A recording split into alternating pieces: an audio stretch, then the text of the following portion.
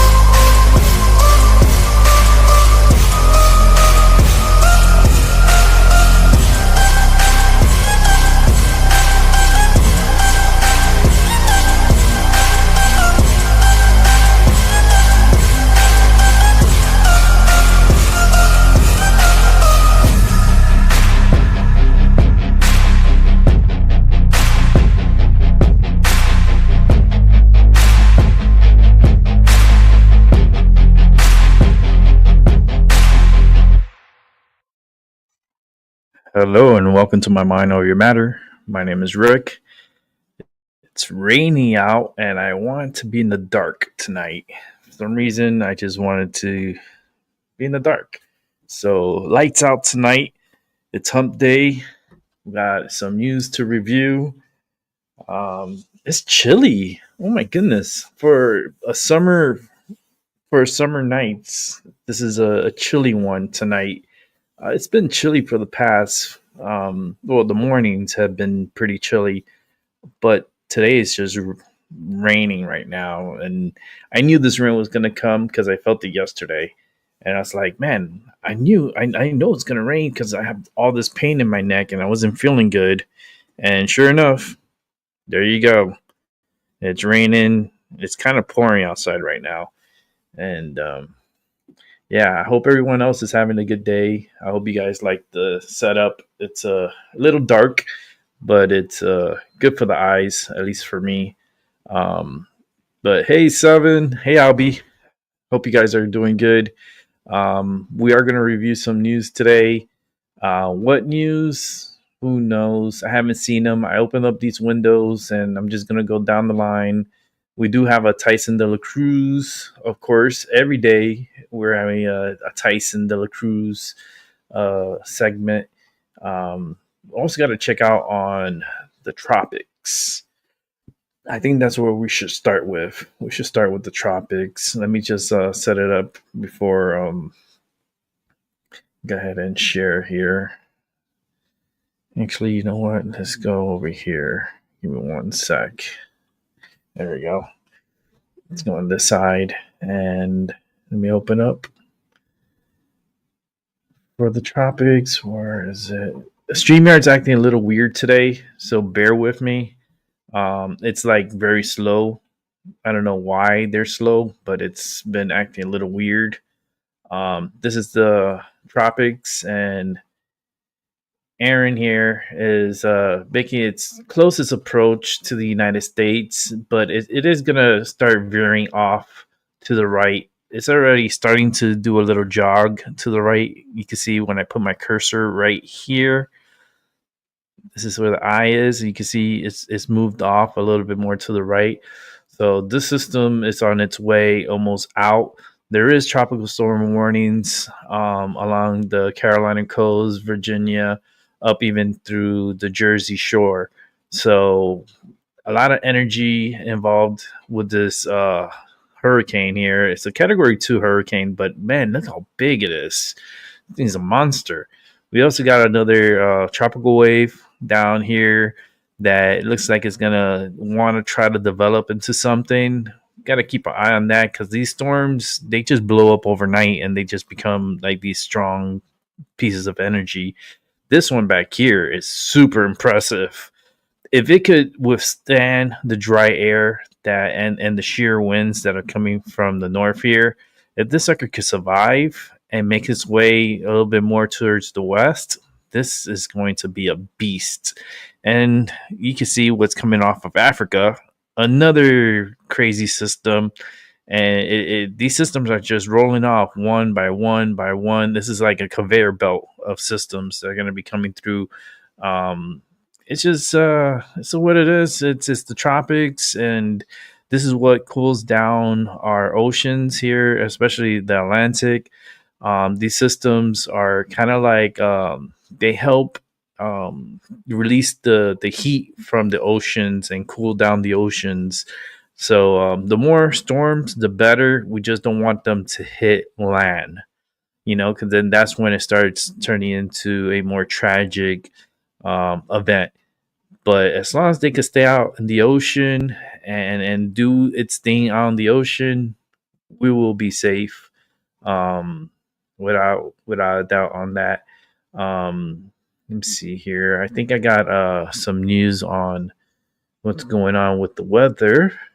Let's see if I can just bring it up here. Here we go. Let's check it out. We want to kick it off with Fox Weather Hurricane Specialist Brian Norcross. Brian, as you were reading in on the latest advisory from 11 a.m., as Stephen said, watching the intensity forecast, but nothing changes in terms of the impacts that we're going to see here along the East Coast.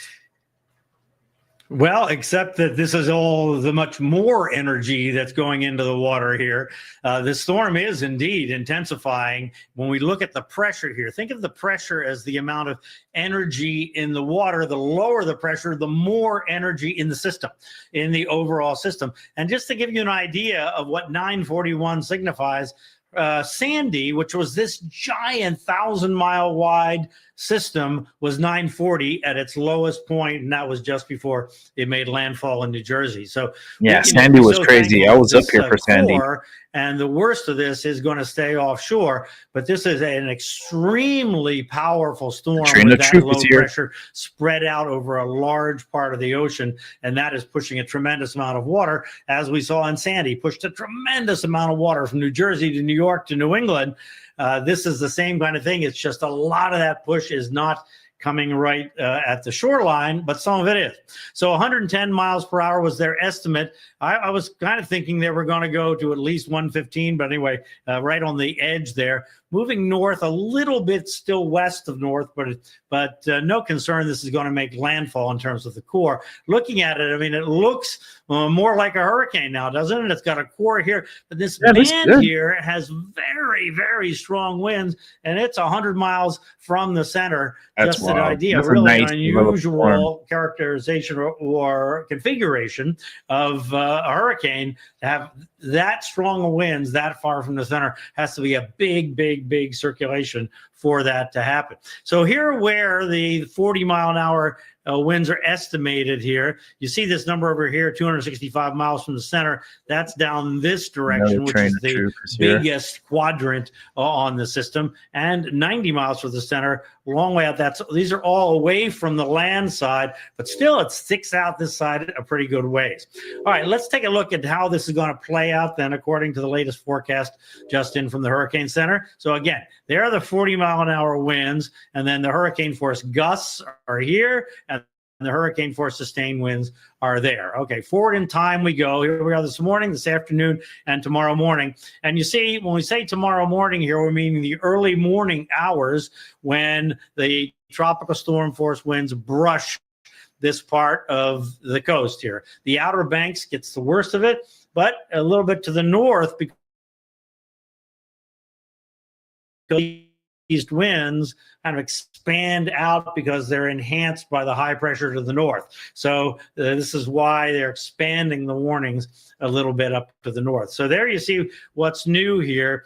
Tropical storm warnings for the Tidewater area in Virginia, Chesapeake Bay, and so forth. Yesterday, if you saw the Q&A that I did with Jamie Rohn from the National Hurricane Center, one of the viewers asked, is this part of Virginia going to go under a warning?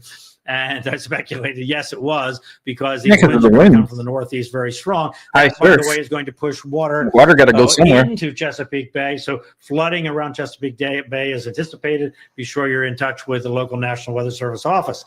Then on the Outer Banks, storm surge warning for storm surge over 3 feet. They're actually forecasting there 4 feet of storm surge. That's the level of the water. If you were to stand on the high tide line, that you would. There's where the base level, and then huge waves on top of that. It's the waves that will take out the homes and structures along there if that's what indeed happens. Also, we have in the southern end of Pamlico Sound, that's where we tend to get the water piled up in the situation, because that's the way the wind is blowing the water from the top end of the sound down to the bottom. So just be aware anywhere in southeastern Virginia on down through North Carolina to about the Myrtle Beach area for water rise.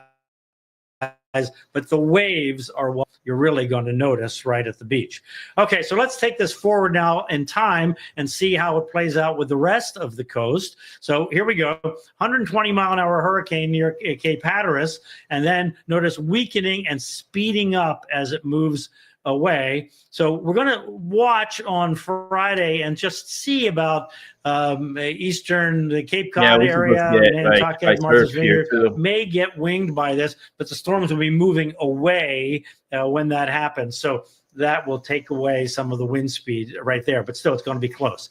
Okay, so here's the winds, the forecast speeds here. 100 up to 120 over this very warm water, and then slowing down as we get off to the cooler water. The main thing, as I've been saying, is going to be at the coast here, energy and the core of the energy, and you can see it heading out from the storm up there where those oranges are. So this is going to put energy into the entire ocean for the whole eastern part of the U.S. But let's see when it's going to be closest. Here we are tomorrow evening, and you can see it's pushing up toward Cape Hatteras and the Carolinas here. A lot of energy. Beginning up here toward Norfolk. All right, moving forward in time. Here we are Very lucky Thursday morning. Now we're getting the peak northeast wind in here, and notice the energy is the closest to Cape Hatteras. This is when the waves are really going to be bashing at high tide. Dangerous time with the high tides. And then as we move north, the storm is moving away, but still from all the way from New England, all the way down to North Carolina, this is where it's going to be very dangerous. Late on Thursday into Friday, and then the system moves on away. So we have these dangerous days. It really begins tonight and then really picks up tomorrow into Thursday and then Friday morning, and then starting to move out Friday night. Stephen and Marissa, it's we're just really beginning the impacts from this storm. And I think you see that we have this strengthening hurricane off the southeastern coast. I mean, it's not lost on any of us, I think, how lucky we are from the eastern seaboard to Bermuda that we are lucky. We are lucky. And it's strengthening and just as big. It's just as big as Brian had mentioned, with that outer rain band still producing some hurricane force wind gusts. Yeah, and it wouldn't shock me for this thing to turn into a Category 4 here. I mean, this is it's really has a conducive environment for a short period of time, and then it won't have it after a while. But still, it's just amazing that it is right there. It's right offshore. It's right over there. Yeah. Tropical weather is a crazy thing. Yeah. It is. It's fascinating to watch, and I'm glad we can look at it from that perspective. I did map out, Brian, by the way. I was trying to think of over 600 miles across. What is that equivalent to? So from City, if you had one storm across that part of the U.S., that's some far reach. That's some impressive reach. So, Brian, stations with you as we navigate this hurricane season, especially. Fox Weather Hurricane Specialist Brian Norcross.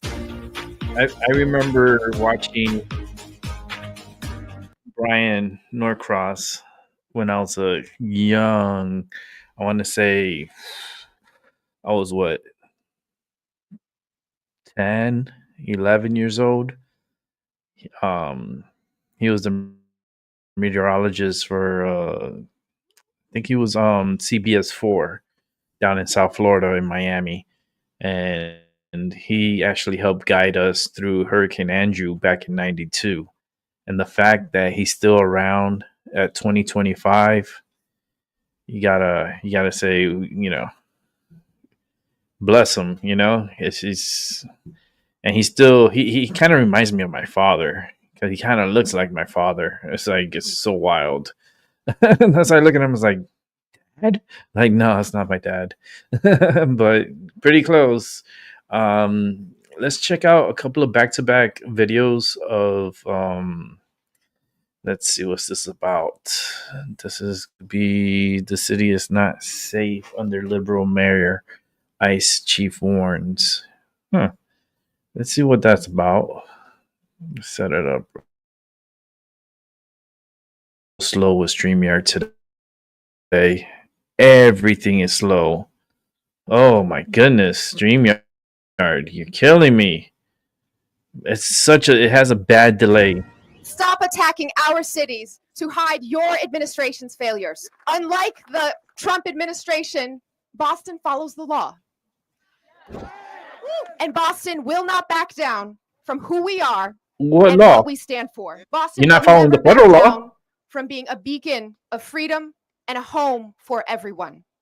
So the showdown over sanctuary policies comes to a head in Boston, and Democratic Mayor Michelle Wu defies a deadline from Attorney General Pam Bondi to comply with immigration enforcement. Joining us now is Patricia Hyde. She's Boston ICE Acting Field Office Director. It's good to have you here. Let's pull up for everybody here. This is call for number 1, I believe. The worst offenders released in Boston despite ICE detainers. And you've got some real winners on here, from rapists, sexual assaults, drug and weapons charges, battery on a child. Patricia, you have to deal with a lot of bad things. Does Boston have many more of these characters in its midst? Boston has plenty more of those characters. Unfortunately, this is every day in Boston. Wow. The amount of criminals who are unlawfully here, who are released by the city of Boston and the state of Massachusetts, is ridiculous, unprecedented, and it's a public safety crisis. How come America can't take back people the might cities? remember this is a Haitian migrant shouting Why at do we President have Trump. Democrat for run everybody here. This was January cities? 22nd. Just a reminder, everybody, this was in Boston. I'm not going back to Haiti. Trump, you feel me? Yo, Biden forever, bro. And in Boston yesterday, the mayor came out and said, not only are we going to defy the attorney general, but she also has this as part of the Trust Act in Boston in terms of the sanctuary policy. The provisions have been instrumental in fostering a safe and welcoming environment for all residents, ensuring that immigrants can engage with local law enforcement without fear of deportation, thereby enhancing public safety and community trust. Is that, how do you look at that? Because I think that in practice, you're saying that is not what is happening. Sanctuary policies don't make anyone safer. They don't make the community safer. And as far as, the city of Boston and Mayor Wu not backing down, the men and women of ICE are not backing down. Unlike Mayor Wu, I was born and raised in Massachusetts. I grew up in Boston, and I know what a safe Boston looks like, and this isn't it. I know what a Boston looked like before sanctuary policies in the last 4 years under the previous administration. This is a public safety crisis. Sanctuary policies don't make anyone safer. It's just common sense. If you're here illegally, you've already shown a predisposition to not respect the laws of the country. And when you're here and you commit a crime, you should be turned over to ICE. That's common sense, and returned back to where you came from. Practically, then, how do you work within Boston and Massachusetts given this situation? I prefer to say we like to work smarter, not harder, but we find ways to work around it. And the men and women of ICE, unlike Mayor Wu, we took an oath, and we swore to uphold our oath to protect the cities and the communities in where we work and where we live. And that's what we're going to do. Despite the obstacles, the men and women of ICE Boston and men and women of ICE in the whole entire country, that's what they do every day. While Mayor Wu is up having a press conference in talking about not working with ICE, the men and women of ICE are out working, making her community safer. So I don't think many people don't realize, and Bill Maloogian explained it to me this morning, that your office oversees, it's like a region. It's not just the city of Boston or the state of Massachusetts. And there was a operation in Connecticut. And let me just pull up these 4 characters. The worst of the worst. I got a video of sexual assault, Connecticut, obscene communication, harassment, drug, cocaine offensives, sexual assault, threatening, sexual assault, breach of police, a lot of sexual assault. Obviously, this is all happening in Connecticut, even though Connecticut also has the same type of policies. I can't wait. Are Get you them just all scratching out. the surface here? Is there a lot more to go? There's a lot more to go. And fortunately for the men and women of ICE, under the leadership of President Trump, Secretary Noem, and Director Lyons, we are giving every tool and every resource we have to make our communities safer. And we're not going to stop. We're not going to back down. We're going to be there every time. And we are going to make sure that we make cities like Boston and cities across the country safe again, because that's what we took an oath to do. I know that Secretary Noem and through President Trump and the One Big Beautiful Bill, there's resources there for you to be able to hire more people. Are you all hiring in your office? Yes, we're hiring in all the offices. Everybody's getting more help, and we couldn't be more grateful for it. All right. Patricia Hyde, it's great to talk to you. I've seen you out in the field with Bill Maloogian. Always very impressive and wonderful to have you on the show today. Thank you. Thank you. Hey, everyone. I'm Emily Campagno. Catch me and my co-host, Harris Falk. Let me go ahead and pause this here. StreamYard is so slow today. I don't know what's going on with them.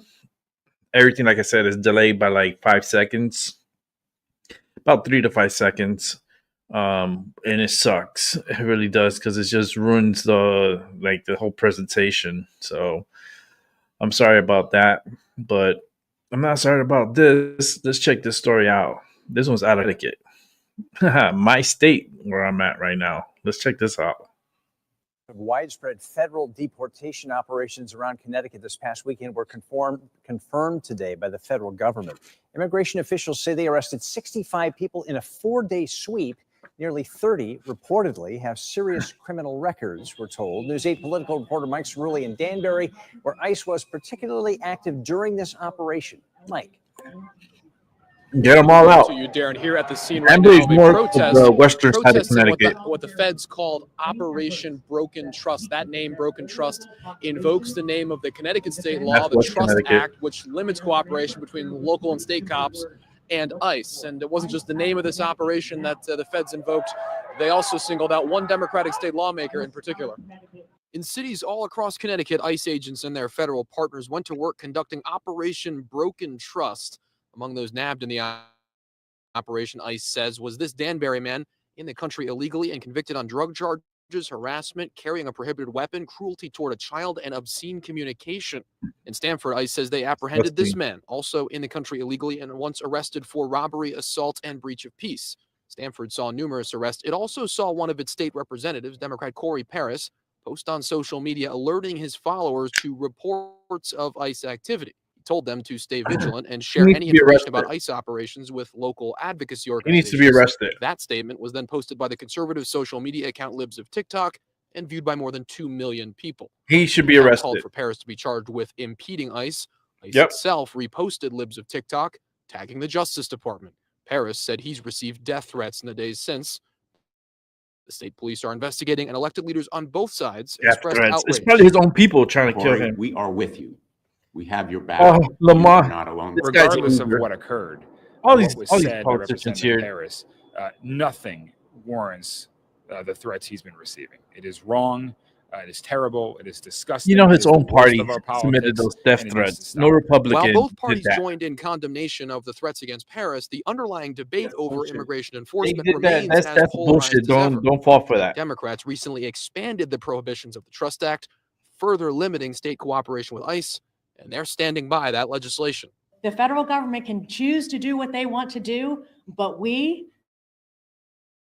me and mine, we will be standing for the people of Connecticut, regardless of their immigration status, regardless of their race, their religion, their creed. No. You're stupid. Saying in a statement, last time I checked, you live in America. Connecticut over that 4-day period are expected to remain in their custody while their legal proceedings go on or until they are deported. Protecting these people. Fuck that shit. I'm tired of this shit. I'm tired of all the bullshit that these people just keep passing around like it's candy. It's like, no, these people are illegal. They're criminals. And yet you have stupid politicians standing up and be like, oh, we're going to protect all the immigrants and all the criminals and all the child predators. We're going to protect them. I want them all in my attic. I want them all in my basement. I'm going to nurse them all. You sound stupid, bitch. I'm sorry to tell you, but Connecticut is a fucking shithole. I just came from Hartford and tell you right now, it's a fucking mess. It's a fucking mess. I mean, ICE, I know you're here, but ICE, we need more. We need more ICE, baby. Please bring them all here and just get them all and kick them all out of here. And you'll see how I love this state to turn Republican. Oh my God.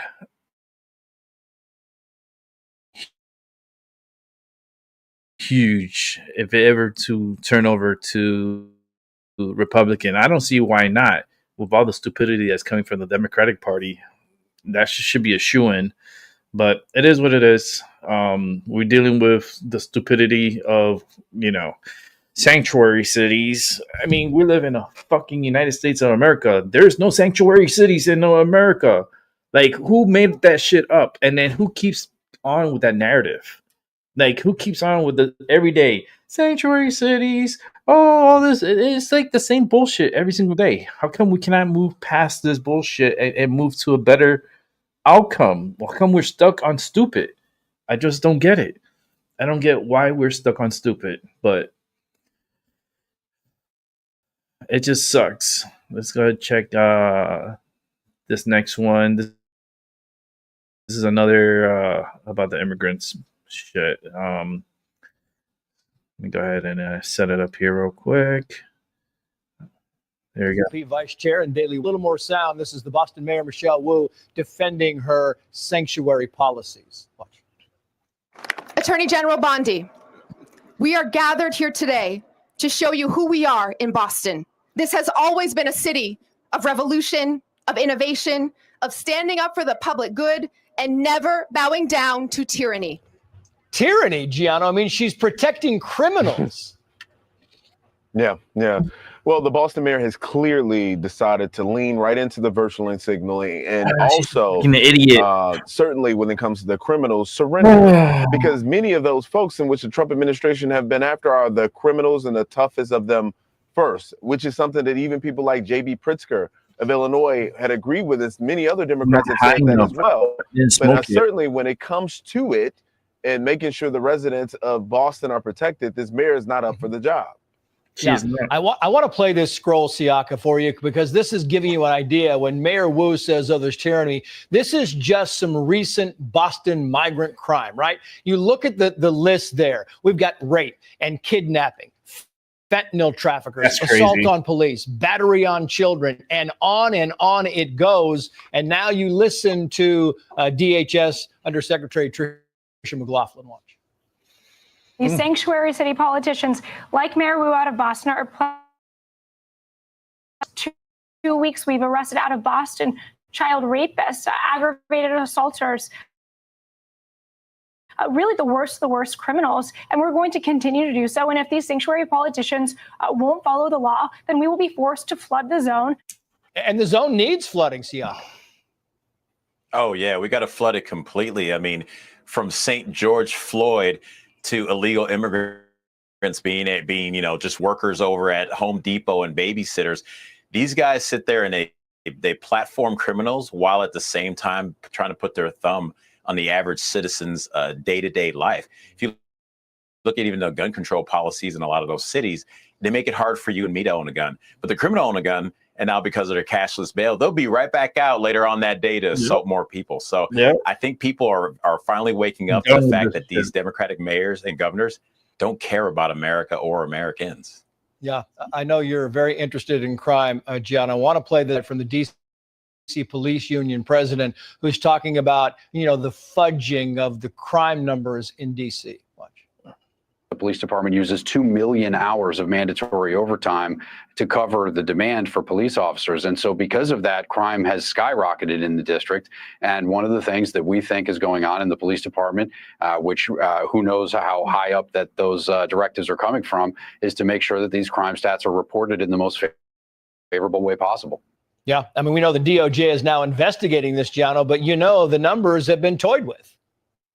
Chicago as well. And we saw this when Trump was in a debate not that long ago when he said that crime was up in cities across America.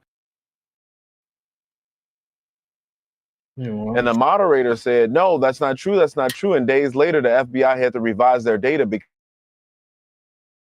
in fact, it was true. The unfortunate reality is the Biden open border released a number of criminals into our country, MS-13 members and alike. So with the facts being just that, and knowing that we already had a crime issue in this country, domestic, because we have people walking through our streets who are being attacked in numerous ways, no matter where you are, whether it be Los Angeles, Chicago, or New York City or beyond. We need to stand together and unite to protect our citizens. It is a must.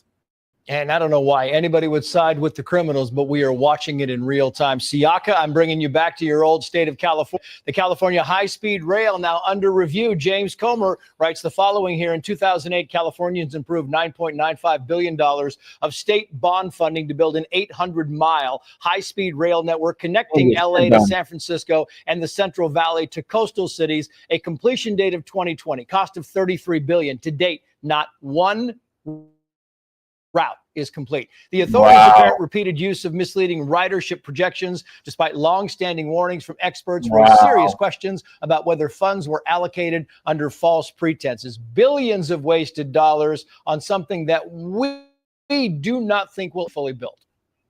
No. And here's the fun part about it, Trace. We've been paying taxes on it since 2008. So that 33 billion you mentioned, part of that was part of California's cap and trade. So it's also part of the green new scam that California led the way on. We see that we've been paying taxes on a railroad to nowhere. And while we're at it, at the same time, we should probably ask where that 24 billion for the homeless went as well, because something's not adding up here, guys. That's right. 24 billion for homeless, 33 billion. Go ahead, Jono. Yeah. I'm imagining Governor Newsom is watching right now, and he's going to give a very Trumpian response to everyone on this panel. But I got to tell you, Governor Newsom has absolutely failed the people of California. I live there, and I love living in California at one particular point in time. And I left 2 months into the LA shutdown because the politics there were just a bit too much when it came to dictating people's lives, especially around COVID policy. So where it becomes a mismanagement, one can look at this and say there's corruption involved, because how do you lose billions of dollars in numerous areas? That's one thing that needs to be solved. We've invited the governor on the show many times. He's got an open invitation anytime he wants to come and sit. We would love to have him. Siaka, Giano, thank you both. Hey, Sean Hannity here. Hey, click here to subscribe to Fox News YouTube page and catch our hottest interviews and worst governor in California history, I believe. And yet this guy has the nerves to want to run for president. Yeah. Good luck, Gavin. I wish you all the worst luck possible, because you're not going to win. And if you do win, this country is going to, it's going to die. And I'll be here to witness it. I'd rather have the asteroid hit us than Gavin Newsom becoming president. Damn. That's facts. I just hit you guys with some facts there. I'd rather have the asteroid hit us. I'm rooting for the asteroid still. That motherfucker's coming, and we're attracting it to us with all this negative energy. Like, for real. It's not even funny. Let's check out this ICE arrest here in Connecticut. This is going to be cool. Let's check this out. Yeah. There's no sound on this, so we're watching the arrest of this ICE. ICE is arresting this illegal. Get out of the car. You're illegal. You're under arrest.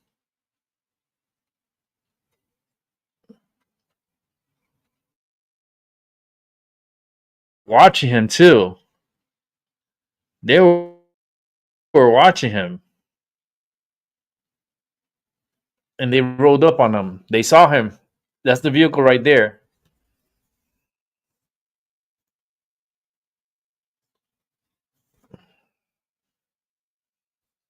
Here you go. They rode up on him. Right here. This is where they rode up on him.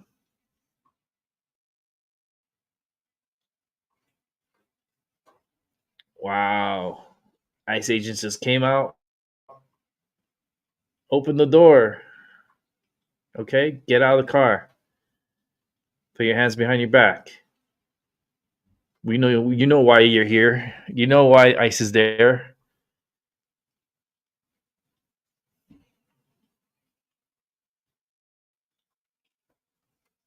Incredible. Yeah, take them out.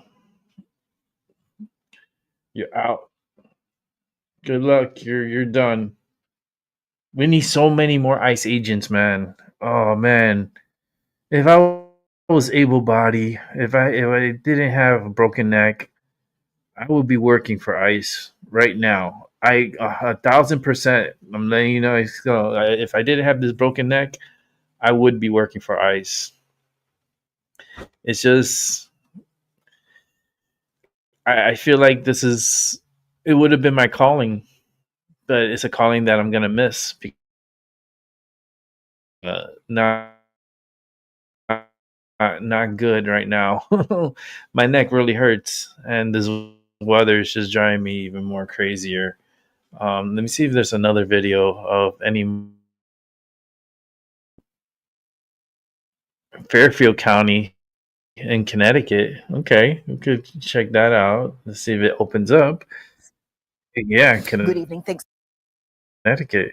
A lot of news out of Connecticut. So, hey, the more the merrier, I guess, right? Let's see what's happening here in Connecticut. Good evening. Thanks so much for joining us. Internet's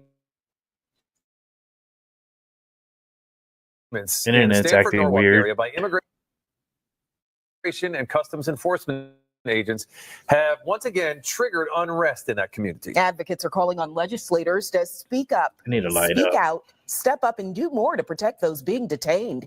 NBC Connecticut's Kevin Geist joins us live from Stanford, where a press conference is set to take place tonight. Kevin. And Mike Gischel, I'm told by those advocates that that press conference and rally is set to take place here at Stanford Superior Court because of reported recent incidents, both inside and outside the courthouse here, that advocates are worried about. Now, they also say it's not just about the courthouse here. They say it's about the entire Stanford community, including incidents like this one. The medicine rolled up. Excuse me? Guys, what's happening? We're ready to light up. Good. This video obtained by NBC Connecticut of what appears to be an ICE detainment in the south end of Stanford Wednesday. The person filming is a family friend of the men being detained. NBC Connecticut has not been able to verify specific details about the men. Incidents like this in Stanford and Lower Fairfield County have led to advocates stepping up in the community. In addition to recording detainments, of course, get the church involved, right? That's what they were doing Thursday when we caught up with them about their concerns. Trauma. Oh, who is she? I'm sorry. It's like of their homes. Who cares? People who have witnessed. They're here illegally. People just being grabbed and taken. People afraid to come to court. People And on recent incidents and on allegations of increased enforcement in Stanford, but have not heard back. And again, that press conference and rally is set to take place in just about a half an hour outside of Stanford Superior Court here. Again, advocates are calling for more messaging from both state and local leaders here in the Stanford-Norwalk area. We're live in Stanford tonight, giving guys NBC Connecticut News. Guys, back to you. Okay, that area of Connecticut, Stanford / Norwalk he just mentioned, that's over in the southwest corner of the Connecticut. So, you have the Connecticut is a big ass little box. So it's in the southwest area. It's closer to New York.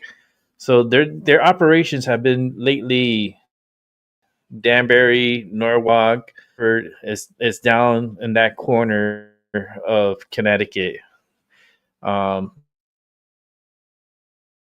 These like New Haven, all these areas need to be. We need ice. We do. I'm hoping that they all form like a big army, at least like 10, 20,000 agents, and just come in and just take.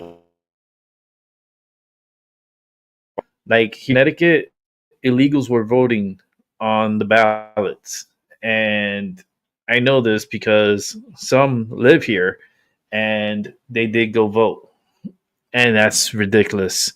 And the fact that Connecticut does not even ask for a license to vote.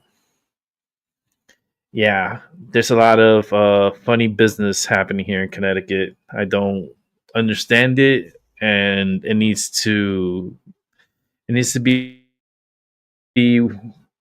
ICE just needs to be here, and they need to come and get these illegals out. Okay, so let's go to another story here. This is not going to be a long show, by the way.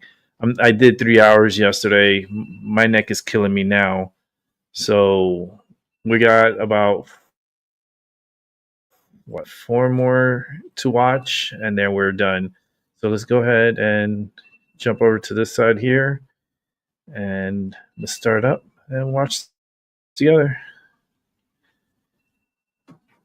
A New York Post op-ed detailing how, quote, blue state. I don't know what's going on with the internet.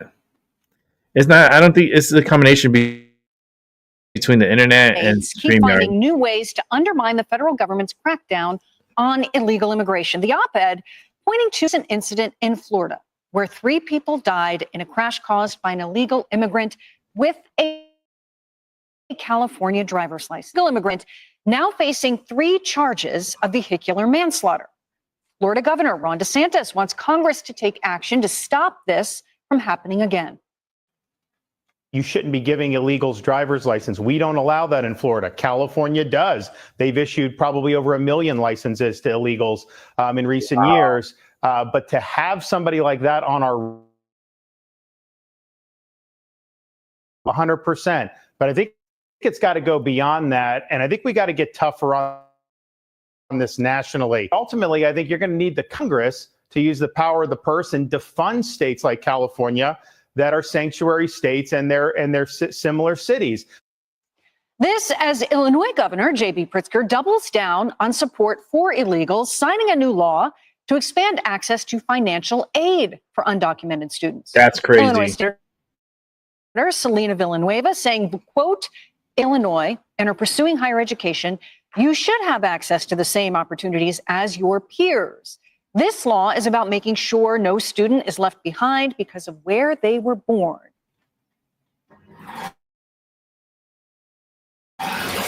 What I find about this is that there are 19 states, as well as the District of Columbia, that have enacted laws to allow unauthorized immigrants to obtain driver's licenses. And now we're seeing this tragedy that occurred in Florida and a fairly significant pushback where they're asking perhaps if there's something that can be done at a federal level. Well, and I see this as a double of prevention. So the issue here is that people point to this and say this tragedy could have been prevented.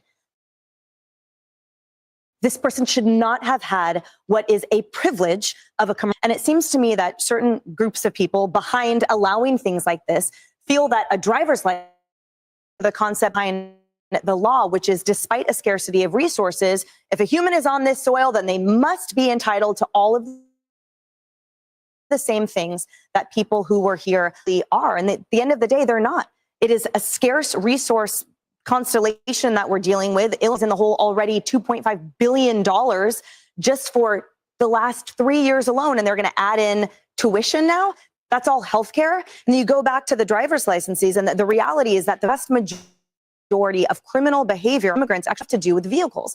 And that with the soaring death rates as well on the highway, that is a massive layer of prevention that could occur in addition to the implementation of enforcing these federal immigration laws. You get pulled over, you don't have a license, great. One more person that can be deployed and make the roads safer and enhance the application of kind of broaden the discussion. You know, we're not just talking about a loss of lives, but there's a major financial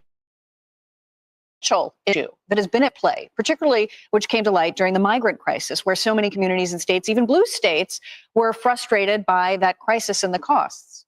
Well, my father is a truck driver, and apparently this issue is pervasive within the field. Apparently they're passing out. This is, first they were telling us these are the jobs that people don't want. Well, this is clearly a job that a lot of people want. It's a high-paying job if you do it the right way, but these truck drivers are away from their families. This is not the position that Democrats want to find themselves in, defending people like this. Like the man had no sympathy, by the way, when you had 3 people that die on the scene.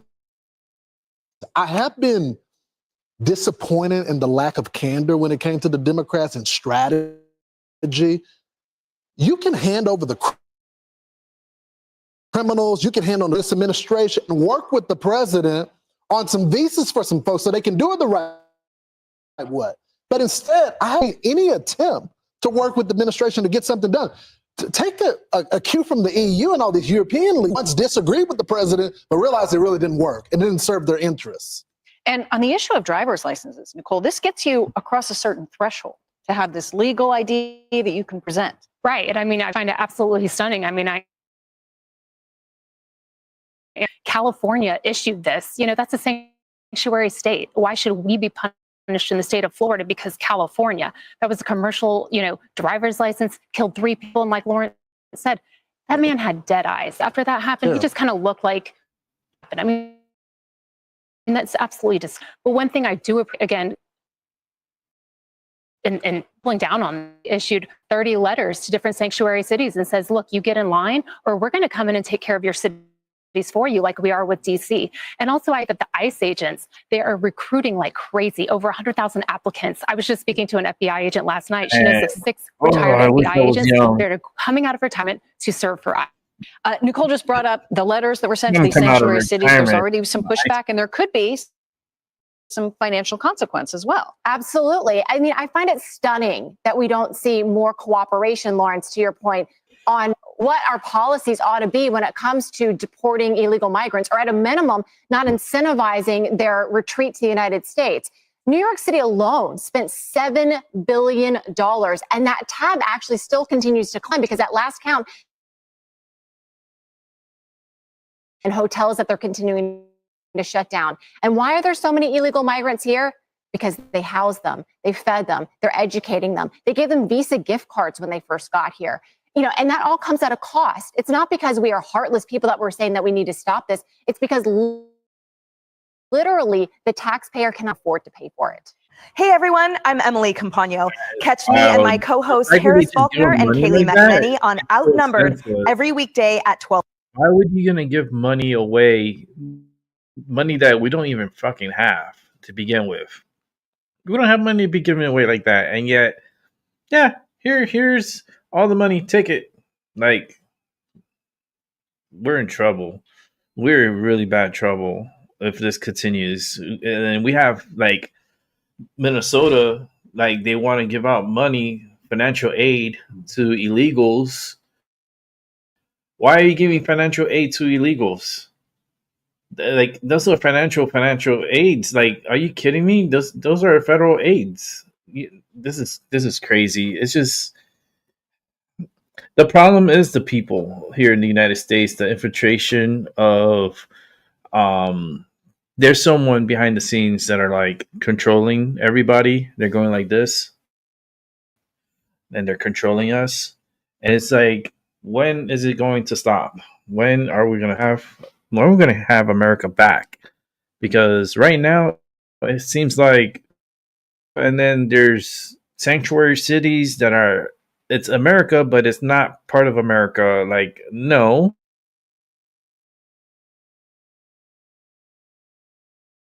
In like LA, these are like big, Chicago. Hello, very big cities.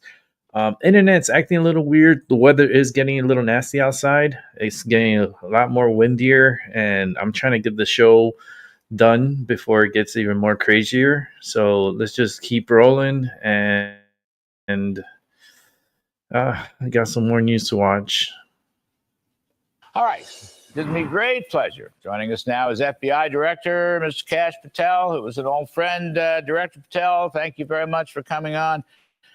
Before we get stuff, and I'm sorry, the Russiagate stuff, you broke some news today. You got one of your top 10 most wanted people. You finally got her. You want to give us a moment about FBI G-Man stuff that I like? Great. Who did you nab, Kash? Hey, Larry, it's great to be with you. And under President Trump's leadership about protecting the homeland and our way of life, the FBI continues to go to the earth to chase violent criminals and terrorists and anyone who will do us harm. So today, I'm proud to announce on your show, thanks to the dedicated women of the FBI, we captured Cindy Singh, who has been a fugitive for multiple years out of the state of Texas. The state of Texas in 2023 charged Miss Singh with the capital murder of her own 6-year-old child. Her own 6-year-old child. She fled the United States of America years ago. And thanks to our great work with our partners in the government of India, the first time in 2.5 years, she is now in custody to face prosecution in the state of Texas. And also thanks to our great partners at the Department of Attorney General, she'll also be facing charges of felonious execution. Behind the G-men are doing here and the women are doing here, that is our 4th top 10 capture and arrest in the 6 months of Donald Trump's tenure. That is as many as Joe Biden did in 4 years. On top of that, we're getting folks like people who were involved in the Abbey Gate bombing, and we've already captured one of those folks thanks to our collaboration with Director Ratcliffe. So the FBI is back to going after violent criminals and defending the homeland because that's what Donald Trump mandate was elected to do. This is why, I'm glad you broke the news here. More to the point, this is why the FBI should be great. This is why we love the FBI. This is why we love the G-men. I grew up in the 1950s and 1960s. We saw it, and we saw it everywhere. We saw it on TV. This is great stuff, Kash. This is great stuff. And congratulations. Thank you. And let us talk about for a moment, you and the FBI are helping to clean up Washington, D.C., which was badly in need of getting cleaned up. Can you say a word on that one? Absolutely, Larry. Look, thanks again to President Trump, his initiative to clean our streets and rid them of violent criminals, starting in our nation's capital. Let me speak to just briefly what the FBI did last night. FBI had 41 arrests last night, including 6 gun seizures and 8 drug seizures. That's 8 drug seizures and 6 guns off our streets. Now, the totality and the brilliance of the Trump administration and the Department of Justice combining forces with DEA, ATF, and the U.S. Park Police and our local law enforcement authorities. In just 1 week alone, we have 550 total arrests of violent criminals, including dozens of firearms and 40 drug seizures, to include narcotics, meth, fentanyl, cocaine, and violent crimes such as rape, homicide, assaults, all here in our nation's capital. Larry, I live here now for most of the time, and when you walk around the streets, you'll notice a difference. And that's what President Trump was talking about when he said we're going to clean up our streets. And that's how serious the DJ is with Attorney General Bondi and Deputy Attorney General Todd Blanche in making these arrests with our with our state partners. Yes, terrific stuff. We had Attorney General Bondi on the show, talked about it, and you've given us some more data. Thank you for that. We appreciate it. Now, I got to say, though, Director Kash Patel, my judgment, at least, just one Indian's judgment, is not here to invade the home of a former president and first lady. That is not what the FBI is supposed to do. Now, that's not under your aegis. That came in the prior administration. I get that. But I have a lot of questions about that. First of all, how is that possible? And how is the FBI just going to go and raid Mar-a-Lago, a president's home, for heaven's sakes? How could that have happened? Again, that's another question I want to ask. The answer to both of those questions is the same in terms of origin by the FBI and DOJ in the Biden administration, dating back to the Obama administration, that led not only to Russiagate, as you opened up with, but to the invasion of Donald Trump's private home in Mar-a-Lago. There was, as we now know, thanks to the federal courts, there was no constitutional basis to do so. There was no lawful predicate to open that investigation. But when Trump did run the FBI and DOJ and weaponize it against political opponents like they have done for years against Donald Trump, back to Russiagate and to his home, we are now showing and exposing again the weaponization. And to your second point, once we rid, and that's what we're doing here at the FBI, ridding this place of its former leadership structure that did that weaponization, and we're giving accountability to the American people as we find it. As you highlighted, myself, Director Ratcliffe, and others in the intelligence community are declassifying documents at a great rate to publicize what we're finding so the American public can read it for themselves. Cash, has there been a full investigation of the Mar-a-Lago invasion? Why, where, when, who did it? You talk about the leaders. I guess we can blame the leaders of the FBI, but there are a lot of people on the ground. I don't know how that all works. Question, has there been a major league investigation? I don't think the public is aware of one, or if there is, what the conclusions were. Look, Larry, on this one, as you know, I got to be careful in terms of what investigations we formally have open. But just for me, I've been on the Russiagate beat for about a decade. Getting back to my time with Congressman Chairman Devin Nunes, exposing the corruption at the FISA court, the illegalities and the weaponization there, and the involvement of Hillary Clinton's campaign to direct funds the Department of Justice and the FBI. And what I'm committed to here as the director of FBI is to root it all out. And here's the thing, we are answering questions publicly so the public knows what we're doing in terms of whether or not we have an investigation. These documents show that people in leadership positions may have lied. Brennan, Clapper, Comey. We are not going to leave one document unturned. That is why we are going out this building and throughout the country and finding these materials that they wrote down in burn bags and tried to destroy. And in my opinion, we are going to show the public, at least through the declassification process and the documents we're producing, that it is public. And whether or not this investigation is going as far reaching as it should, I will just answer you with this. While I can't comment on the investigation itself, me specifically, have shown the American public time and time again of the weaponization. And now I'm the director of the FBI, thanks to Donald Trump. And we have a great attorney general in Pam Bondi. And where we can find accountability, we are joining forces literally on a daily basis involving Russiagate. No one knows it better than the team we've built here. Listen, I know. I mean, you've been on this show many times. We've talked about it on this show many times. We've talked about it on the radio show. But, Cash, can you say there is an investigation of the FBI's role in that invasion? I am, of course, overseeing the current matters that the FBI involved themselves with from Russiagate on. And on open investigation, Larry, I think you know that I can't answer that, but I think you know that our partners across the IC would not be divulging this type of information if it did not serve some sort of use. For me, specifically here at the FBI, I can't speak for them. And of course, I won't speak to any charging decisions on any matters. That will come with the collaboration of our great partners at DOJ, who work hand in hand with us every day. I know. All right, let me ask follow-up, though. Have the leaders, it's under a different regime. You came in, you're there now, the leader. But have the old leaders who assigned this and directed this operation, have they been dismissed from the FBI?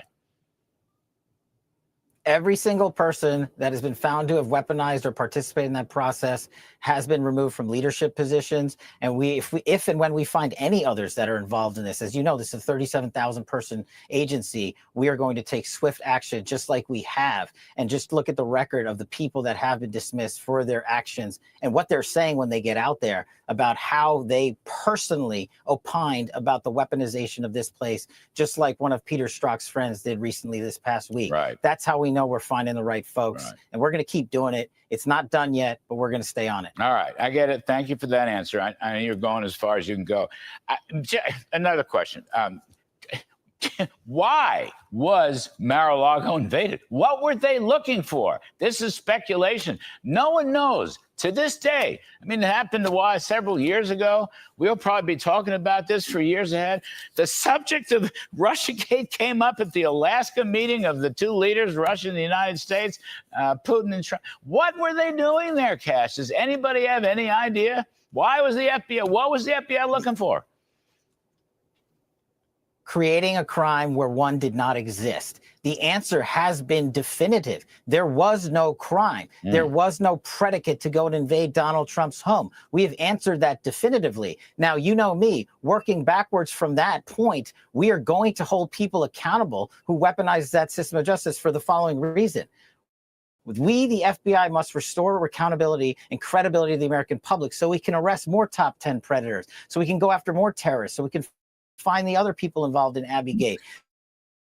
These are the cases that matter to the FBI, and the distractions, to put it mildly, from the prior leadership regime are what thwarted the American public's belief and credibility in the FBI. And so when they do raids like Mar-a-Lago, now the American public knows it was made up, it was completely false, it was completely unconstitutional pursuant to our judicial courts, and we are working into those matters to say, why did you do it?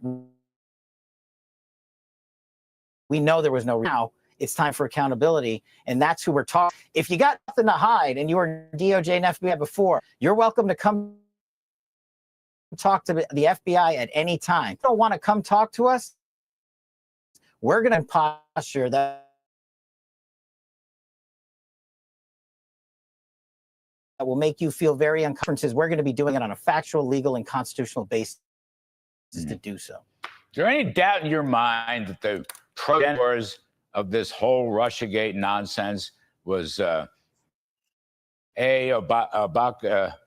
Obama, and B, Hillary Clinton and the Clinton campaign? Is there any doubt about that? They were, the intel and the FBI ran with the ball, and the media ran with the ball. But Hillary Clinton's campaign invented this whole Steele dossier, and Barack Obama, gave it new legs by getting a changed intelligence assessment after the election was over. Is there doubt in your mind that that's basically correct? No. And look at the ICA that was just declassified by Director Ratcliffe, the Intelligence Community Assessment. It literally shows in the declassification that people did not follow appropriate procedures, and Brennan and Clapper and Comey put their thumb on the scale and said, oh, this document has to be written in such a way that it shows such a baseline so that President Obama at the time and Hillary Clinton could use it to weaponize justice. And look, that's not me saying it. That's in the documents. And that's why this investigations of this matters are going on in the public as much as we can, so we can bring them along. I know you reported on Russiagate from jump, but there weren't many that did so credibly. You bet we did. So you bet we did. It infuriated me. It infuriated me. Okay. Listen, it's quite true. I work for Trump. Okay. And I'm a supporter of integrity of our law enforcement system here to make America, great again, to coin a phrase. Kash Patel, last minute, just got to ask you this. It's a lot smaller beer is cropping up everywhere. Now we have this Federal Reserve Governor, Lisa Cook. We had Senator Adam Smith. We got in New York, the Attorney General, Letitia James. Does the FBI do the investigating for mortgage fraud? It's generally speaking, it's a multi-agency effort. And when we receive referrals, we reach out to the experts at FHHA and all the other institutions like the Federal Reserve and you're talking about. And we say, hey, if this is a matter that you want us to look at, you got to provide us with all the documentation, and we will take a thorough look at it and work with our partners at DOJ. I mean, all of these if you have a contract, we've all done it, or most of us have done it. If you have a contract and it says, is this your primary residence? What's so hard about it? That it's like binary. Yes, no, yes, no. There's no fudging.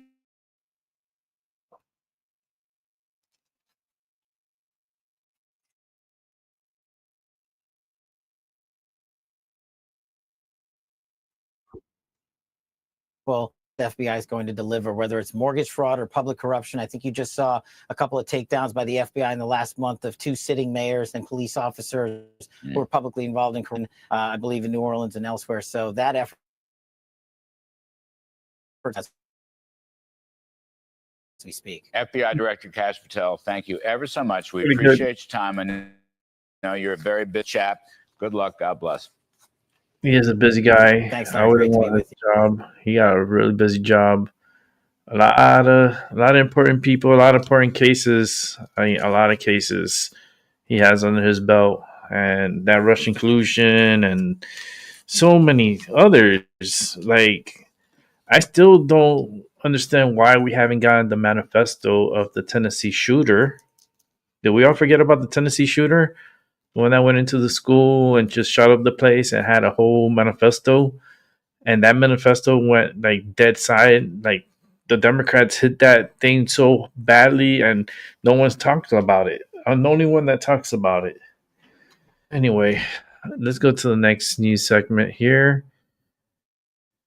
And it's Hannity. So we're going to watch a little bit of Hannity tonight.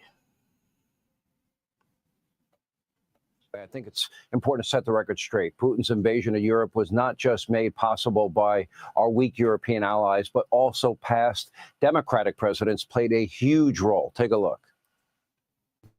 But we ain't going to act like he caused this now. It's Democrats in office. It was Biden in office when a full-fledged war against Ukraine took place, courtesy of Russia's instigation, no matter what they try to say to Trump. It was Russia that invaded Crimea, and that was under the Obama administration.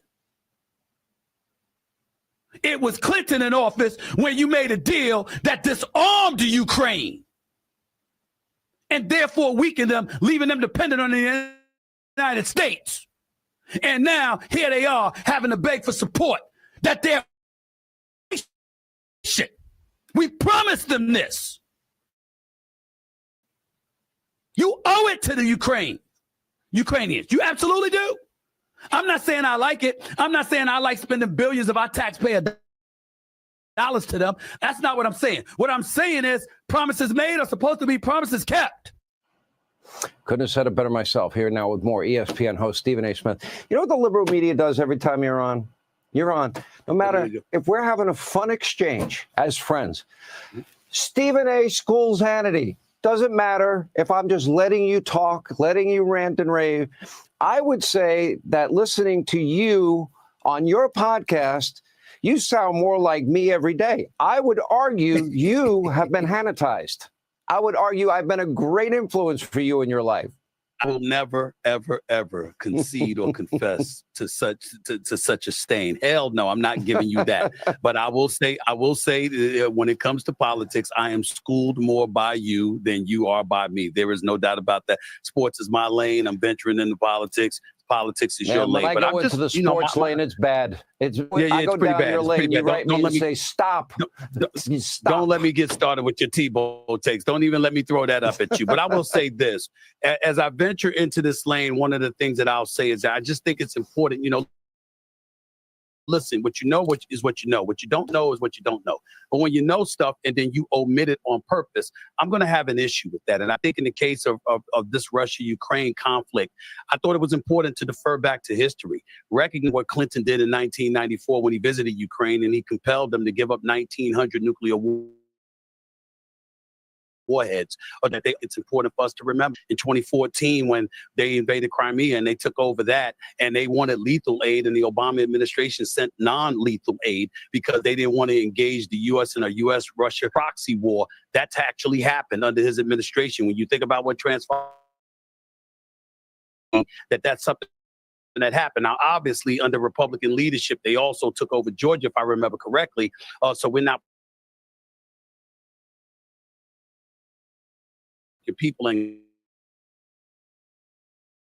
give them a clear depiction of what's transpiring before our very eyes. And when I see a flagrant intent not to do that, just because you want to get at Trump, listen, I don't hesitate to criticize the president when I feel he deserves it. Donald Trump, as far as I'm concerned, has had occasions where he deserves criticism. But on this particular situation, he's done more than we've seen any Democrat in office try to do when it comes to Russia. And I just don't get it. So I said so, and I don't regret it. I mean, it is kind of interesting if you look at Ethiopia, if you look at Iran, if you look at all the varying, Rwanda, if you look at the Congo, if you look at, all these India, Pakistan, there's 7 separate conflicts.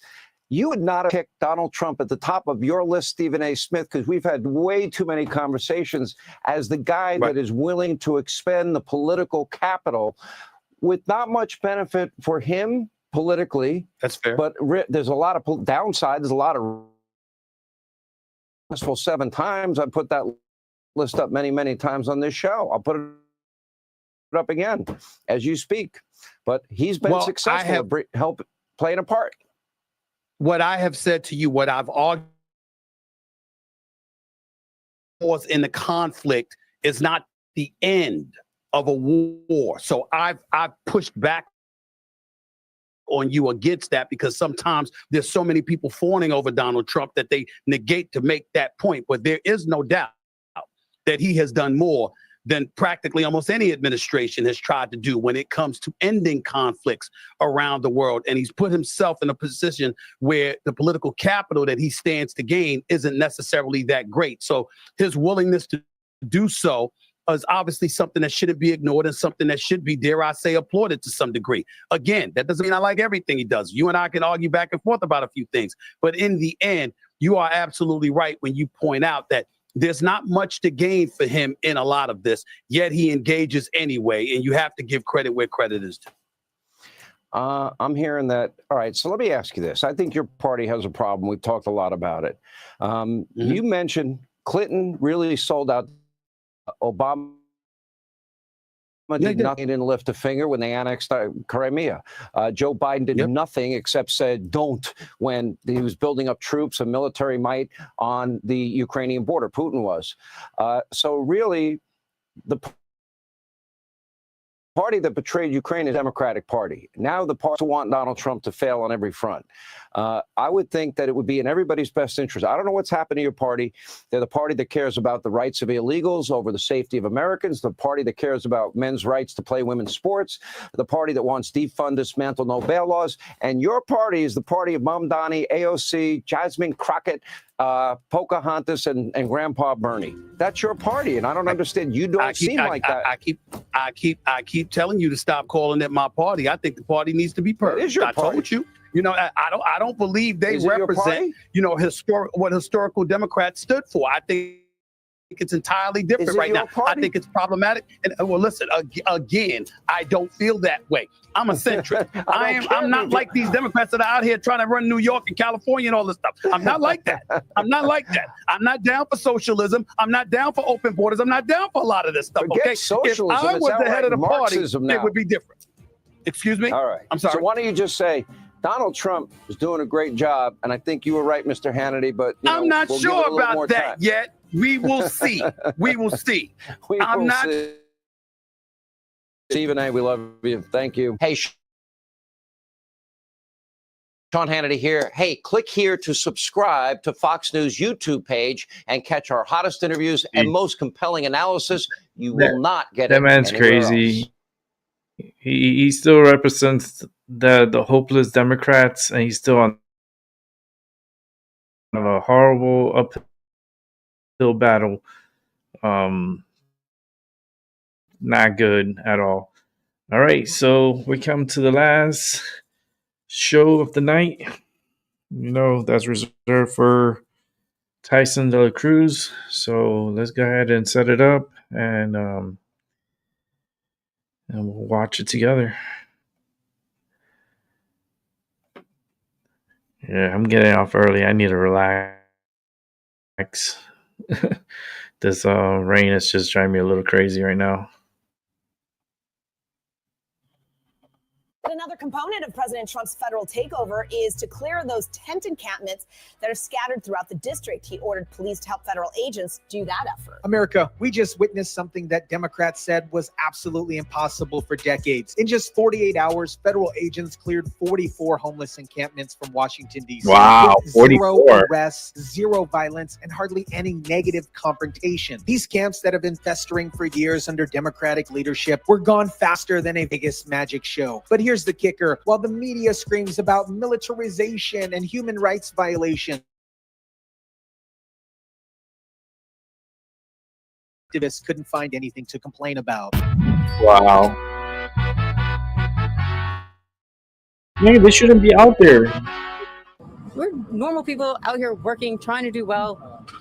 And things like this is really like to pack up every belonging I have and move to someplace else. Like that's a stress that shouldn't exist. What is Cruz here? Thank you so much for rocking with me. This story perfectly shows what happens when you have leadership that actually wants to solve problems instead of managing them for political gain. Finally, we're seeing results instead of excuses. Let me break down what just happened in our nation's capital, because the speed and effectiveness of this operation is absolutely stunning compared to years of Democratic inaction. The White House says 44 encampments have been cleared so far, and there have been no negative confrontations and no arrests have been made. In just 1 week since Trump's federal takeover, 44 homeless encampments have been completely cleared from D.C. Zero negative confrontations, zero violence. Compare that to years of Democratic leadership where these camps just kept growing and spreading while politicians made excuses about complex solution and housing first policies.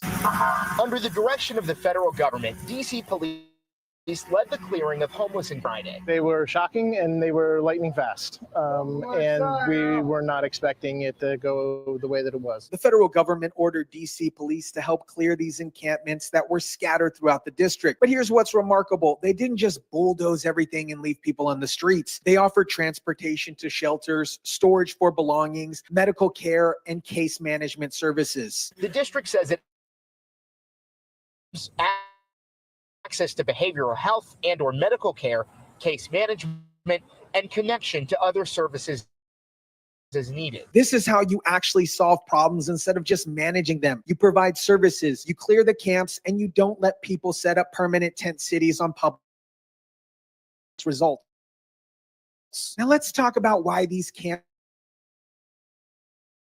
exist in the first place, because this is a perfect example of how democracies create the very problem they claim to care about solving. We had a lot of problems down here for a long time, and it is out of control. DC residents have been dealing with these encampments for a very long time and described the situation as out of control. But under Democratic leadership, nothing was done except for more studies, more communities, and more excuses about why clearing camps is quote unquote inhumane. Agents finally took action. Even the activists were shocked on how fast it's happening. They said it's lightning fast clearing operations that accomplished in days what Democratic politicians couldn't do in years. That's the difference between leadership that wants results and leaders that want to manage problems for political benefit. Folks who weren't there, their tents were just thrown away. There was one person who was there this morning, and she was able to pack up her stuff and move on. This shows proper planning and execution, not the chaos that the Democrats predicted would happen. Now let's take a look how media covered this operation, because the contrast between their hysteria and the actual results is absolutely hilarious. FBI agents backing up DC police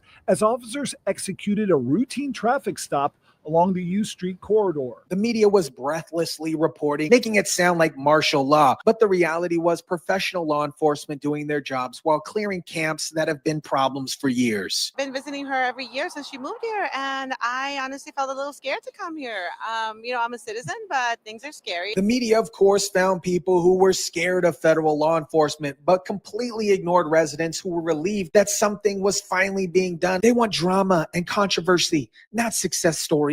Our neighborhood has been the target of a lot of crime. Like, we know a lot of people who have, personally undergone violent carjacking, mugging. Meanwhile, actual DC residents were talking about how their neighborhoods have been a target for a lot of crime. These are people who have benefited from the clearing of camps and federal law enforcement in DC. But the media doesn't want to focus on their relief. Here's what the media doesn't want to focus on. The federal operation didn't just clear camps. It connected people with actual services and support. I enjoy having extra security. I think it's a good thing. I mean, you want to feel safe when you're out and about, especially female. Female residents specifically mentioned feeling safer with the increased security presence. Women shouldn't have to worry about their safety when walking through their own neighborhoods. And clearing these camps was part of making DC safer for everyone. U.S. Park Police say they have cleared all encampments from federal property. This shows the comprehensive comprehensive nature of this operation, not just clearing out a few visible camps, but systematically addressing the problem across all federal jurisdiction. This homeless camp clearing is just one part of a broader pattern of Trump's federal takeover actually getting results in D.C., where Democratic leadership have failed for years. Since then, the White House says more than 300 people have been arrested with dozens of illegal guns taken off the street. Over 300 arrests and a dozen of illegal guns removed from the streets in just 1 week. Combine that with 44 homeless encampments with zero violence. This shows what competent leadership can accomplish when it actually wants to solve problems. We should note Daryl is a political appointee of President Trump who gave the order for all the federal law enforcement agencies to start patrolling D.C. And we were thankful for the elevated. We saw FBI, we saw Secret Service. When people who work in government are thanking the president for sending federal agents to clean up their city, you know the local leadership had completely failed. As long as you're a law-abiding citizen, I don't get what the issue would be with having more police patrolling neighborhoods. This resident nails it. As long as there's law-abiding citizens, I don't get what the issue could be with having more police patrol in neighborhoods. The only people having problems with effective law enforcement are the people who have reasons to avoid law enforcement. America, this story proves that most of our urban problems aren't actually that complicated to solve. They just require leadership that wants to solve them instead of managing them for political benefit. 44 homeless encampments cleared in 1 week with zero arrests, zero violence, comprehensive services to connect people with actual help instead of leaving them in deteriorated tent cities, professional, humane, and effective operations that get results without the drama. Compare that to years of Democratic leadership where these camps just kept growing while politicians made excuses about complex solutions and systematic issues. The only thing that was complex was their unwillingness to actually address the problem. This is what happens when you have federal leadership that prioritizes results over politics. Trump's team didn't need years of studies or committees or community input sessions to identify the problem, develop a solution, and execute it professionally. The media wanted to find controversy and violence. They couldn't because the operations were conducted with proper planning and adequate resources. When you actually want to solve problems instead of creating political theater, you get better outcomes for everyone involved. This is why America voted for Trump. We're tired of politicians who manage problems instead of solving them. We want leaders who get results, not excuses. And in just 1 week, we've seen more progress on DC's homelessness crisis than we saw years under Democratic leadership. Let me know what you guys think about this. Drop it down in the comment section down below. Smash the like button if you kindly would. Share, subscribe, and as always, guys, I'll catch you on the next one. So,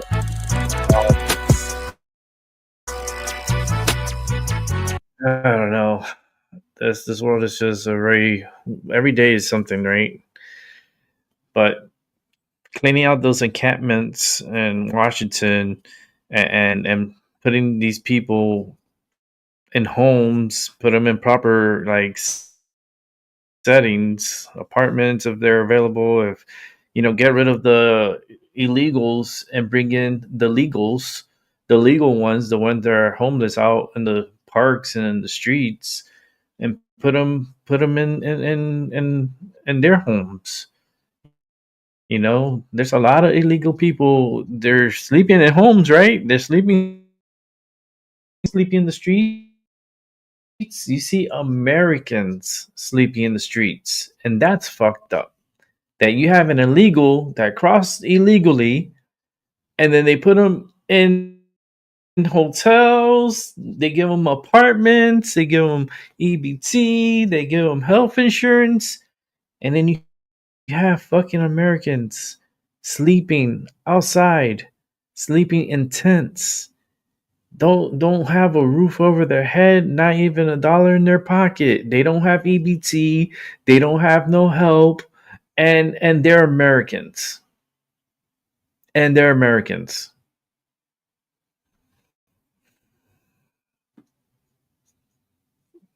The system's fucked up. The system's fucked up. And Trump knows. He knows how to fix it. Just got to give him the opportunity, the chance just to do it. He can do it. He can do it. He's The other team, the other side. I don't even know why there's like two sides, a left and a right. It should be all Americans. It should be all together in this. There's no left, no right, no red, no blue. Like, it's all, we're United States of America. Look at the first.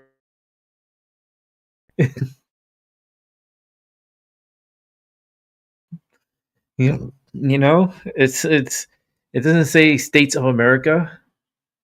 You know, it says united. When are we going to be united?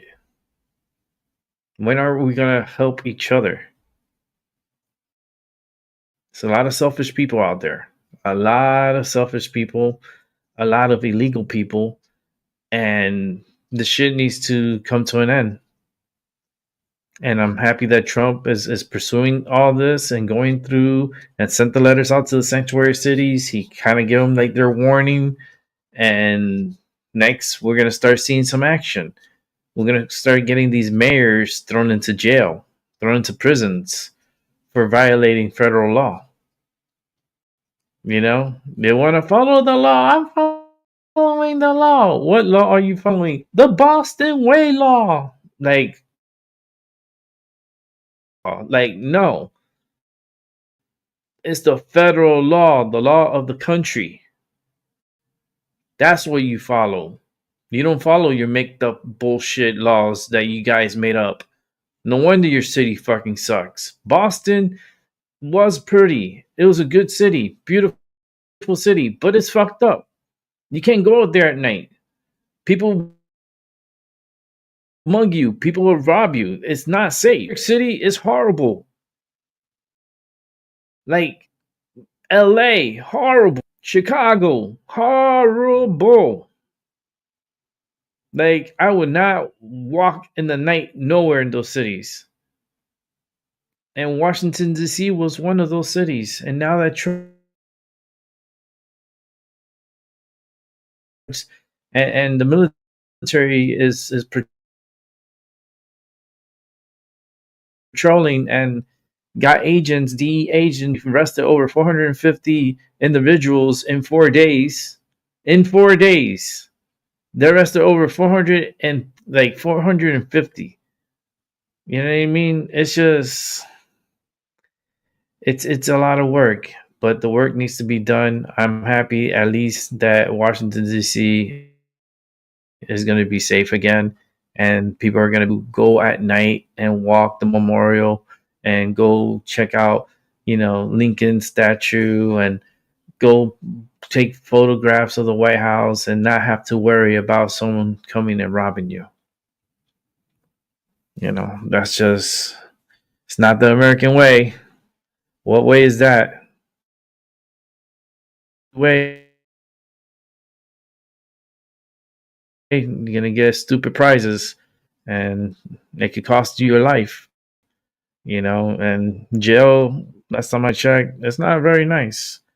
It's not even nice to even have that a part of your life, and if your resume of life. Imagine you going to Heaven Gate's door and you present your case and present your life, and in that book is yeah, I got arrested and charged for a felony charge and all this crazy bullshit.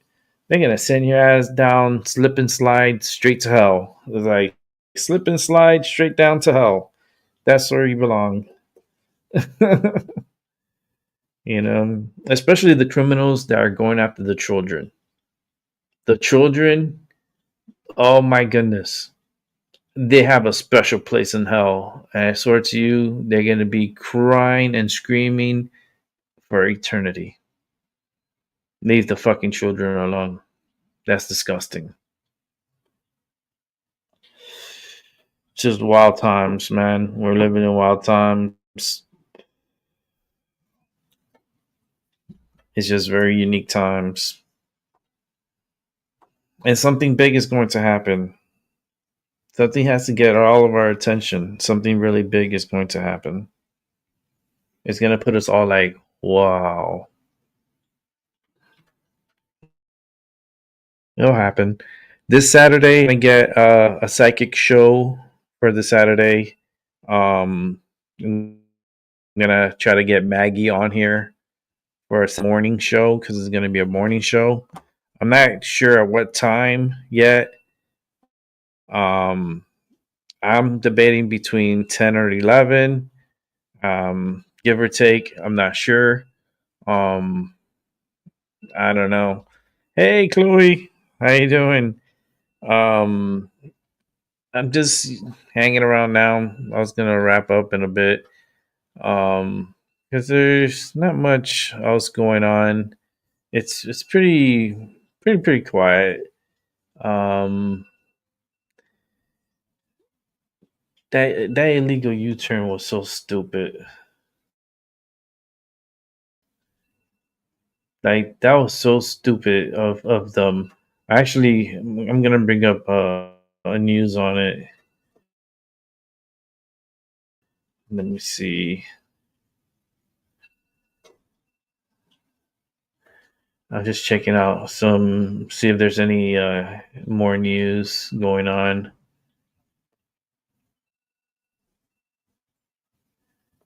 Oh Lord, just the Michigan Walmart. Oh Lord, we're gonna have to watch this. Chloe, you're here. We got some more to watch. I guess Tyson's not gonna be the last of the day. Trying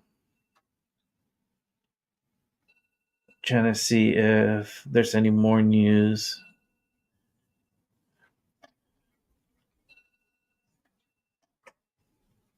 We got some. Let me see.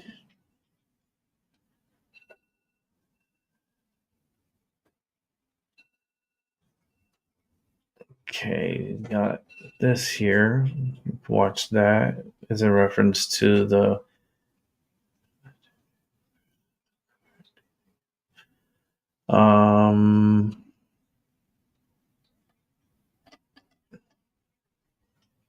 just checking. If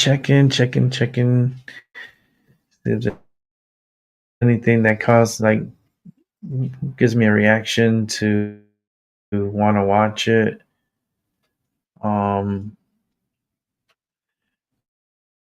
This is something, the U.S. is planning to deploy warship near Venezuela. There's a bounty for Maduro's. It's what, $50 million.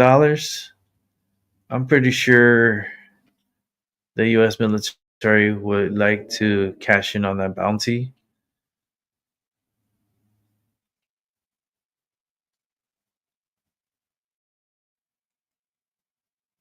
Let me see.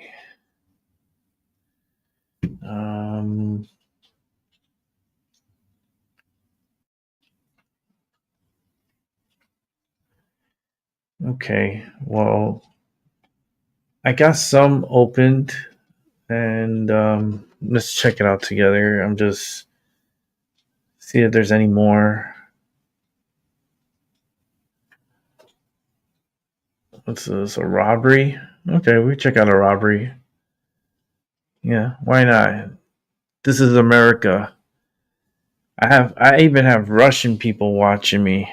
That's how crazy. Like, I was checking my statistics on from where people are watching me, and Russia, you were on my list. So I know I have some Russians that are watching. They're probably watching secretly, but thank you for watching. I truly appreciate it.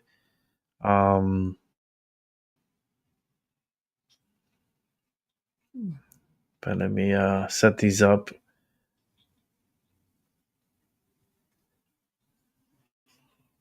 Okay, that's a different story.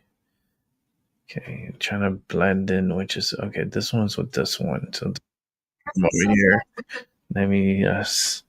We got crazy videos, so this is a crazy video. We do have a crazy video watch. I just gotta all this. I just gotta set up. So I have to go to each one and just. Okay, so how was everyone's day today? Mine's, I'm okay. It's just in pain. The rain isn't helping. I'm in pain because of the rain. Every time it rains, I'm in more pain. So,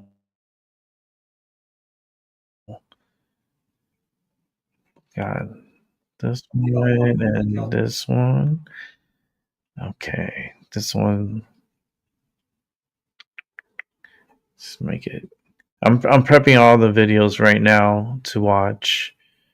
So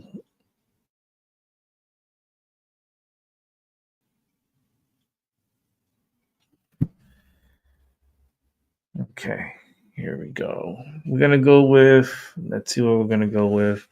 Let's go with crazy because I don't know why Chloe comes here and I should have to watch something crazy with me. Come on, girl. We're gonna watch something crazy. Give me 1 second to set it up. This was the stabbing in Michigan. This was the Michigan because they got the chilling news surveillance video shows stabbing spree at the Michigan Walmart. So we're gonna watch this together, okay? Viewers' discretion is advised. So you've been warned, bitches. If you can't handle it, I suggest fast forwarding or change the channel because it is an event that happened and I did cover it. The stabbing in Michigan. They released some footage from inside Walmart. So we're gonna watch it right now. Watch as the suspect with the green backpack sneaks up on his first victim, the woman in black. He appears to throw her to the ground, then chase another customer. Authorities say it was just the start of last month's stabbing spree at a Michigan Walmart. The 360-degree video paused and rotated by authorities in Traverse City. The next target, this man in blue. The suspect, identified as 42-year-old Bradford Gilley, then appears to jab his right hand at that man in the jacket who goes flying. Moments later, you see Gilley run left into the pharmacy before appearing to stab someone in frozen foods. This man attacked by a display of cherries. In an exclusive interview with NBC News, victim Aaron Bedeau says he was shopping with his wife and 4 kids when he was attacked. I thought I was being punched. And after the third one, I noticed that, okay, this isn't a punch. I'm being stabbed. As a dad, as you're being stabbed, are you just thinking about your kids there? Really, the only thing that was on my mind when I was being stabbed is is my wife safe and are my kids safe? Wow. And I knew that I was shielding them. Gilley, moments later, seen running to the parking lot, attacking this woman from behind. Oh, shit. Cell phone video later captured a crowd corralling Gilley until authorities came. Investigators say all 11 victims survived. Gilley's pleaded not guilty to assault and terrorism charges. What? Court records show he has a history of mental health issues. Not Tonight, guilty. investigators releasing these Are you photos showing kidding me? blood in the pharmacy produce section near a display Dude, of Oreos. he's going the to chilling straight aftermath of a terrifying attack. jail. Maggie Vespa, NBC News. We thank you for watching. you And saw the remember, guy stay who threw updated on the breaking news shopping and top cart? stories on the NBC News app or watch live on our YouTube channel. Oh shit! That's crazy. Hold on, let me get out of here.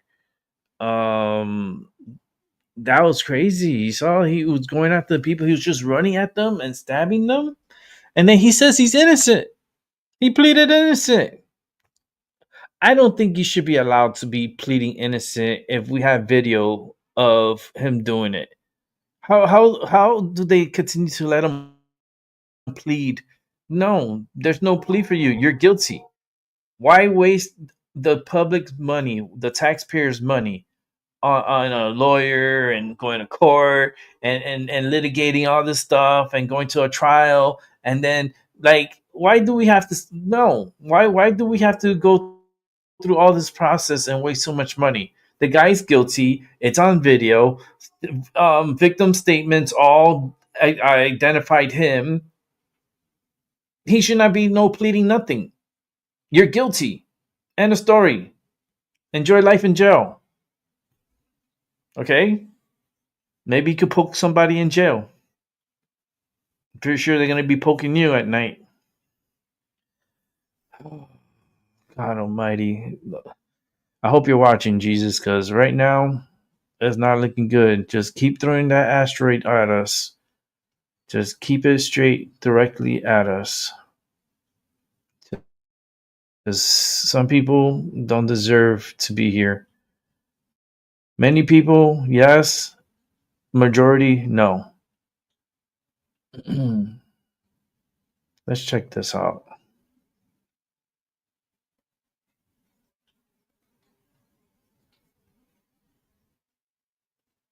An emergency alert and some surveillance photos showing a gas station clerk with a gun to her head. 3 suspects have now been arrested and charged. And the third was caught today, and it's a complicated situation here. Rob Olson joins us live from the Ramsey County Sheriff. Robberies is why some people got an alert to their phones on Sunday morning about the incident at the state grounds. Can you just kind of tell us how all of this is maybe connected? Yeah, well, it all began around 6 o'clock Sunday morning with a call about an armed robbery of a gas station that was soon followed by 2 more. And they happened at about 6 and about 8:30 and again at about 9 o'clock. And all had the same suspect descriptions. All were demanding cash from the register. And in one of them, as you mentioned, the and holding a handgun right to the neck of the person that was working there that morning. In the third case, there was a clerk who then fought the gunman for the gun and wound up getting beaten. It wasn't shot, at least, thankfully, but was injured there. And so that then, when witnesses described the getaway car, which was determined to have been stolen the day before, that was located and abandoned not far from the state fairgrounds Sunday morning. That led to a perimeter there. That's why that emergency alert went out. It did lead to the arrest of one of the suspects and then another arrested the day later, while the third, until now. So now all 3 suspects in custody. So what led the sheriff's department to Centerville this morning, making that arrest? Yeah, and this is the third suspect arrested today. This is the man alleged to have held that gun, the one believed to be seen in that photos and video holding the gun to the clerk's head. They knew that he had family up in Centerville, had checked there before today, went back today too, and a family member confirmed he was there. This is a portion of my interview with a sergeant from the sheriff's office. A family member did confirm that he was here and gave us consent to go pick him up right away. And so he was in the house? He was in the house in the basement. Any resistance? No resistance. Few commands, got him to come up and to surrender himself. And Rob, we understand there may be an additional armed robbery Sunday morning that these suspects could be connected to. Is that part of this investigation also? Yeah, we did confirm that St. Paul police are investigating an armed robbery of a gas station from even earlier in the morning on Sunday, and they are looking at it strongly to see if it's connected to these. They've not confirmed that yet, but certainly it's something that seems highly likely considering the time frame and the geography here. But again, they're still investigating that. A lot of information, a lot of incidents to piece together. Yeah, and I mean, a lot of people brought into this too because of those emergency alerts. So a lot of people have been following this and wondering what's happening. All right, Rob Olson, thank you for that update tonight. Wow. It's pretty interesting. That's for sure. I do have some more that I opened up for us to watch. I think I want to just go down the line pretty much on here.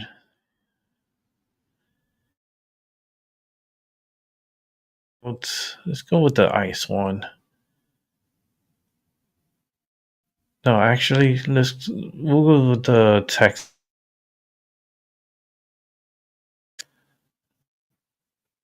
These are stories that I just opened up, so I haven't seen it. So you're watching it with me for the first time.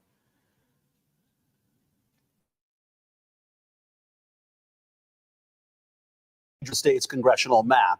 It would pave the way for Texans to elect more Republicans to Congress. Throughout the day, there has been intense pushback inside and outside the House chamber. Yeah, KVU's Daniel Perot is live at the Texas Capitol. And Daniel, you were inside the House chamber when that vote happened. Okay. And what was it like? Well, just a couple of minutes ago, you had Republicans erupt in cheers after that vote. Shortly before that vote, we saw while all the Democrats were standing at the bat microphone, which is just so symbolic for this whole debate and brutal battle that we've seen play out here inside this Capitol over the last several weeks. For Democrats, today has always been about doing everything they can to help in the expected legal challenges to this map. House Bill 4 would significantly change districts in Austin, Houston, North Texas, and the Rio Grande Valley. President Donald Trump wants Texas to secure 5 more Republican seats in the U.S. House of Representatives. Political observers say this map would likely help accomplish that. The author of the bill, State Representative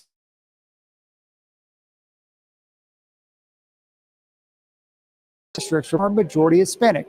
Hunter notes the changes in districts that are majority Hispanic and Black. This plan includes political considerations, public testimony, recognition of population growth, and recent changes in voter trends. Democrats say the votes of Texans of color will be diluted in this new map. They highlight how the redistricting is happening mid-decade using 5-year-old census data. They argue that this is a clear violation of the Voting Rights Act and the Constitution.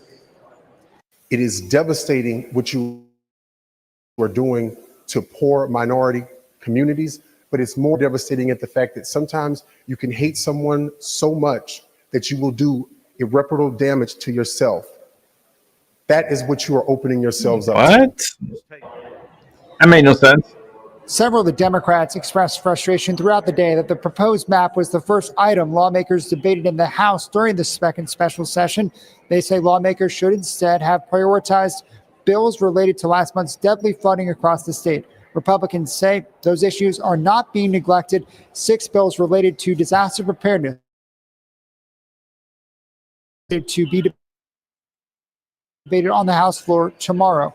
After the vote, the Speaker used a rare procedural move, which ended the day, starting a new legislative day so lawmakers can take up the bill. They are in the process of doing that right now. And once they approve the bill for a third time, it will then go over to the Senate for consideration. The upper chamber is expected to take up that bill tomorrow at the Texas Capitol. Daniel Perot, KVU News. Daniel, thank you. That's pretty interesting there. Let's see. Well, hopefully they could get that vote and they could do the maps. So California is going to try to do something stupid. So, you know, it is what it is. California is just a weird place. And let's check out Cali. Since we're talking about Cali, California knows how to party. Now we're gabbing. Newsom as your governor. Not that creepo called Karen Bass. Oh Lord, I can make a whole song about it. They're gonna have to put me in the studio. Okay, let's check out this one first. Okay, here we go. Shame! These are shame! Shame! They just abducted somebody! These agents just kidnapped somebody at courthouse! No, we go back together. Let's go.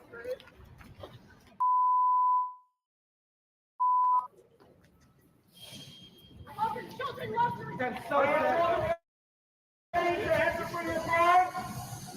Are your grandchildren ready to answer for your crime?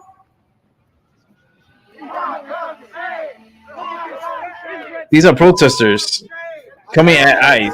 Shame! Shame! Shame!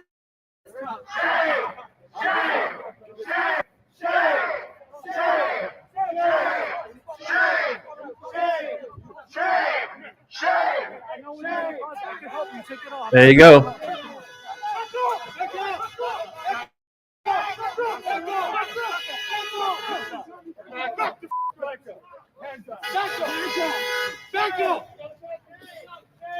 Ah, fucked around and find out. This is a fuck around and find out.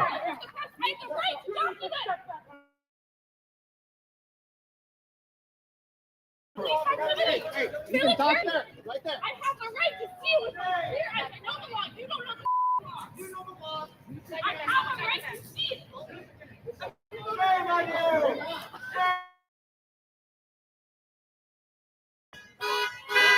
Oh, what a Palestinian. Whatever those things on their heads, covering their face.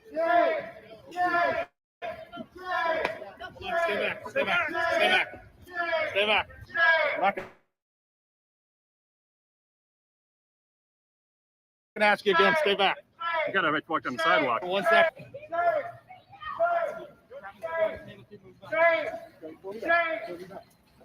Shame on you!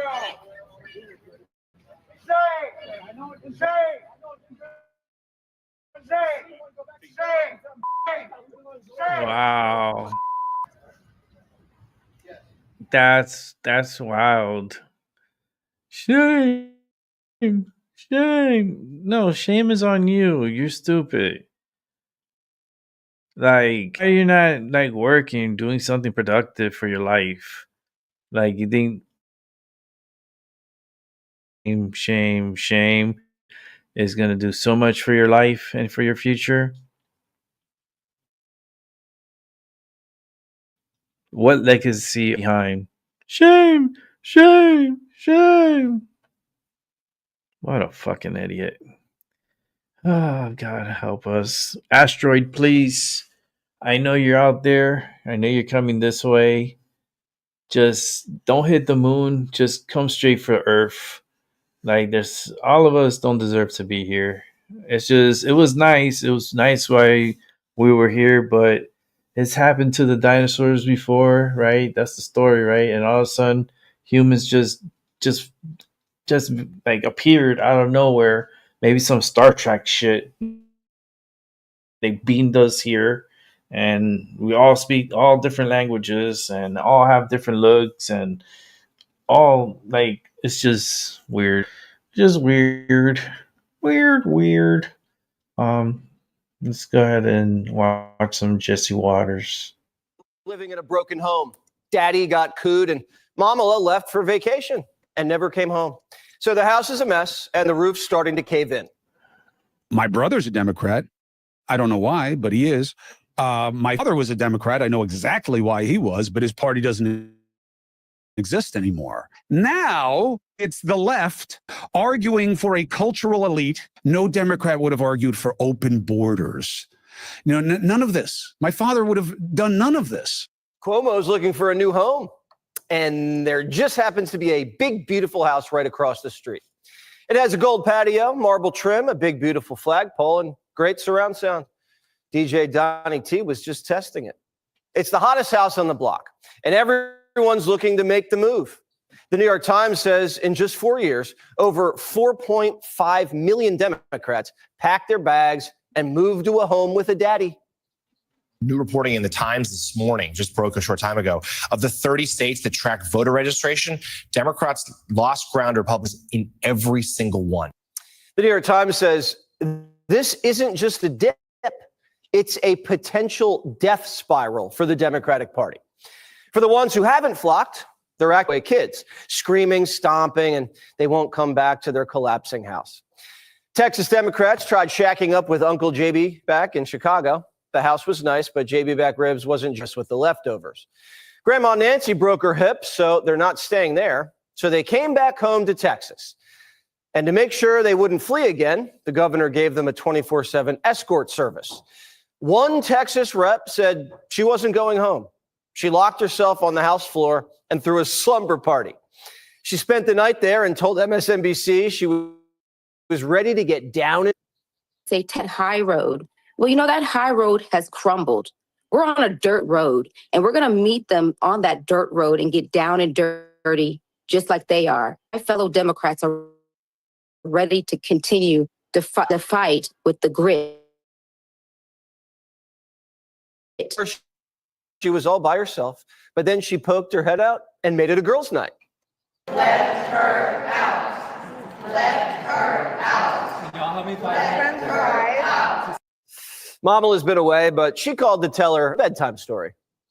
You just remember when you're in those rooms and it feels like you're the only one there, we are. And in the moment where you feel alone, you do not feel alone. You've got to know we are all there with you, okay? Yes, ma'am. Yes, ma'am. All Strong. right, my dear. Thank you. Stay strong. Yes. Okay, I'll see you later. All right, take care. You can reach out anytime. Take care. All right, bye-bye. Bye. That was Vice President Kamala Harris. Oh, God. Oh, my goodness. Oh, no. Then Gavin called, but she was camping out in the bathroom. That was so... On the floor right now. I'm still under house arrest. I'm not free to leave. In fact, I am confined in the bathroom. Well, thank you. My blood boils. I physiologically went like this when you started talking. Remind me where you are. The fact you're in a restroom. What the hell's wrong with his hair? He looks like plastic hair. Started Zooming with the governor of California while people were knocking on the door like, hey, Nicole, get out. We got to go. Sorry, I have to leave. They said it's a felony for me to do this. Apparently, I can't be on the floor or in the bathroom. Well, you told me I was only allowed to be here in the bathroom. No, hang on. Bye, everybody. I've got to go. Democrats have lost control of their House. The crazy old uncle of the party's weighing in. He says maybe it's time for a real man. Oh, your Texas is crazy, need girl. A daddy. You're lucky. We need a presidential nominee. You're exactly right. We will not have a unified message in our party until the 2028 election. We have tons of really strong candidates. Democrats got creamed running 2 moms and a grandpa, and now they want a daddy. And there's one guy shining his shoes for the father-daughter dance. Yes, I've changed. Oh, no, the hair again. We need to change. Look, we his need head, to stand he up to moves this his head and his hair authoritarian. doesn't This even guy move. is an invasive species. So we're going to punch back. That hair is And so yes, weird. we're going to punch back with the full weight of the 4th largest economy in the world. Democrats don't even want mom back in the House. A poll says California Democrats prefer Newsom over Kamala, 25 to 19%. They think he's the fun dad.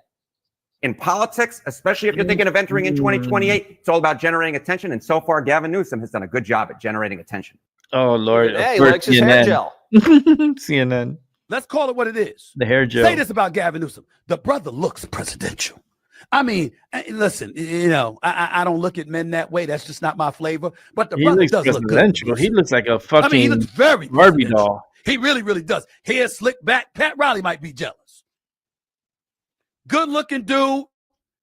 Excellent, excellent speaker. Can articulate his thoughts clearly, highly intelligent. No, he's knows not. the issues. Knows how to fight. I don't like Stephen A. And is willing to take on Trump. He's going to push. Gavin's trying to be the cool dad of the block and get his party to flock back. His press accounts have been calling Trump tiny hands and putting JD on blast. Look at me in high school, he said. JD's got to have a better picture than that, though. They called Greg a low-rated garbage man, said he seldom watches, but, quote, when I do, I marvel at the fake laughter on the show. It sounds like a bad laugh machine. Actually, I agree with that. They're even name-calling Perino. Dana Ding Dong Perino, never heard of her until today, is melting down because of me, Gavin C. Newsom. Fox hates that I am America's most favorite governor, ratings king, saving America, while Trump can't even conquer the big stairs on Air Force One anymore. Thank you for your attention to this matter. They're even putting out tweets about Kid Rock. Has anyone noticed that since I said I hate Kid Rock, he's no longer hot? It's actually kind of funny. His press account also sharing AI shots of him looking jacked. What the hell? Newsom's flexing hard. He wish. What that does for our side, it fires us up. It gets us going. These memes of you riding a velociraptor with like a 12-pack and 2 freaking rifles in your hand. Oh, I know. I'm in good shape. How about my bicep? This I is know what you could do a Democrats real do. pull-up, unlike Ten-pack, Hegseth not and even the other. six-pack. Yeah. I really like my biceps, though. I like the fact that I'm in that kind of good shape. Did you And know that so, you you know, also I'm just circumnavigated saying, the globe? finally, there's some untouched photos of me. There you go. Back to look, I've been legit, right? You like the biceps? Listen, You know what? Try though? This is a Like, real two. photo, by the way. it's This has really not been not. touched. Really, what the it's fuck am really I not watching that here? far up. Maybe Newsom should What is try the that? Pete Bobby challenge. What's 100 that? Like, push-ups, 50 pull-ups in 10 minutes. listen, when I Let's have see my what he's got. people on here, Because last time we looked, he was are knocking not down like Chinese that. kids like bowling pins. What the fuck is that? Look, he hit the kid. He hurt the kid. I'm getting old. I got to work on my balance. When you get shots in. He landed on the kid. See you guys. Tell everyone I didn't miss a shot. Kind of have a nice handle I on it. didn't miss a shot. The difference is Trump writes his own tweets. Gavin can't even get it up himself. People on his side hate it. You can see the Democrats are trying to find their footing, and it's quite embarrassing, actually. I mean, Gavin Newsom, I mean, have you seen what he's doing online? Get out and listen to what people really want, what people really need, the kinds of, and then draft solutions around it as opposed to listening to yourself. Does Gavin have big dad energy? Maybe in one way he does. If you can't trust Gavin with his best friend's wife, how can you trust him with your state? Gavin's a bad daddy. Big business wants a divorce. Over 300 businesses have left California under Newsom. Wow. He's even beefing with Bed Bath & Beyond. He called the company irrelevant. Gavin buys his sheets from Bloomie's. Is Daddy's house even all that? It keeps catching on fire, and there's homeless on the patio. Newsom's masquerading as a swashbuckling meme lord to mock Trump and get attention on Twitter. But McCarthy says he just goes where the wind blows. There's no principle behind him. He's a chameleon. He'll change as the weeks go by. He wants to be president, and he thinks this is his road. Trump's always been the same guy. He doesn't need to reinvent himself to win. Watch, soon Gavin's going to start uncrossing his legs and go take his boat out onto the bay. Able to run for Now, a if third I were term. Newsom, I'd just own it. Man, I'd and they post could up at my change vineyard. it, I'd invite and the Trump press could run over, for a open third some bottles term. of I wine. want him to Get go everyone against so Gavin lit they'd Newsom. forget how bad my Oh state is. my goodness, I want Needles that on to the happen. floor, riots in the street. Can you be a daddy if you can't even get your own house in order? Click here to Oh subscribe my to the Fox goodness. News YouTube That's page to catch our crazy. hottest interviews and I most definitely compelling want- analysis. You I won't get it anywhere want else. Trump to run for a third term. Trump, please, if you watch, I highly doubt it. I know there's some people they watch. I know there's some secretness that's behind the scenes that are watching, and thank you, appreciate it. But run for a third term, and put Gavin Newsom in his place. That man doesn't even need to be anywhere near Washington, D.C. Like, that dude is garbage. California is garbage. Like, it's just horrible. You know, because there's a lot of good people in California, and they're stuck in that garbage. It's just pathetic. It's very pathetic. And let they have their little special election in November for a redistricting or remapping, whatever bullshit they want to pull off. I can tell you right now, it's not going to work. And it's going to make Newsom look so stupid. And just, he's an idiot, you know? And that's who you want. That's what was that Brady Bunch scene there? Like, they were like all Democrats, and they were like all like talking about a AI picture. Like, hold on, let's go back. The good thing about the internet is Physiologically. always go back, and you can always take the sound off, and we could go segment by segment, and we could take a closer look at the hair. Let me see if I could just go straight for the hair, because he did come out a couple of times with the hair. So this is the part of the show where we're gonna dictate, and we're gonna Talk about Gavin Newsom's hair. Ta-da! This one, it seems like the gel wasn't on. It was just probably wearing off. So his hair started going a little wild, a little bit. It's kind of like unwaved here.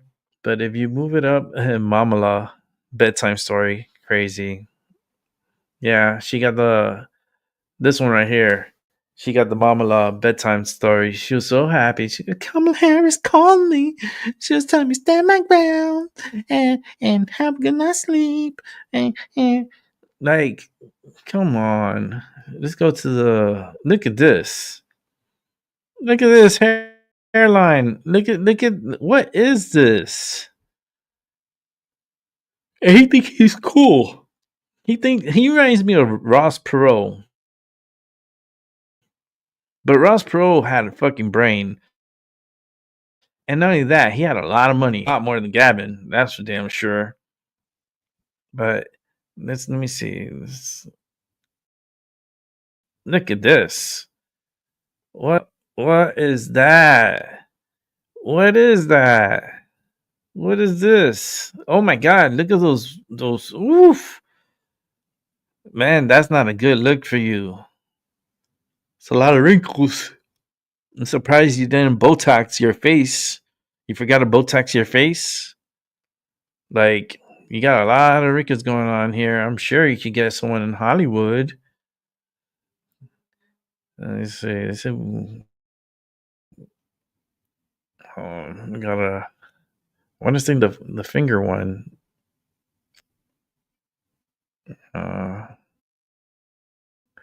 Maybe I can slow motion it.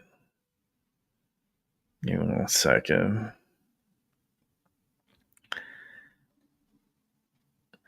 Let's see. Let's go slow motion, Gavin.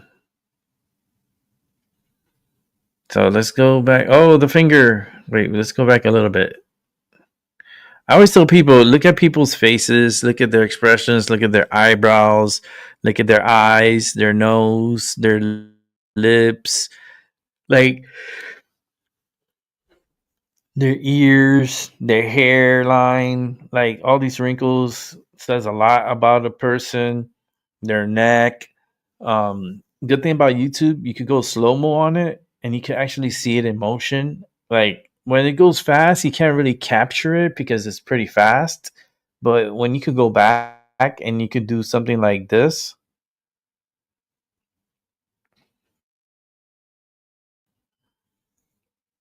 does that look positive? Did you saw it seemed like very demonic, like very, very dark. A dark Gavin. Let's see if we can get his eyes. This eye is not. This eye is looking one way, and this eye is looking in a different area. They're not mean. They like this eye is looking something else, and this eye is looking like this way.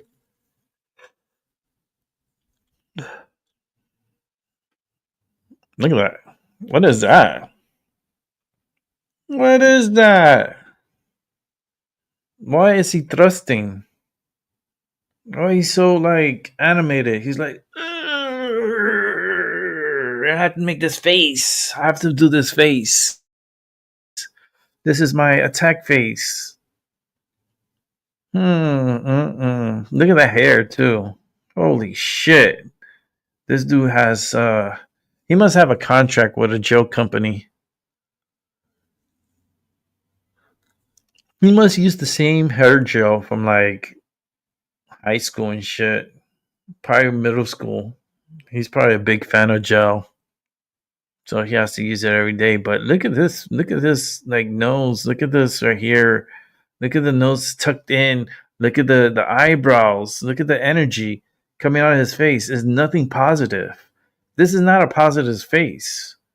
This is a pure example of a narcissistic, very negative energy right here. This is what it looks like. That's disgusting.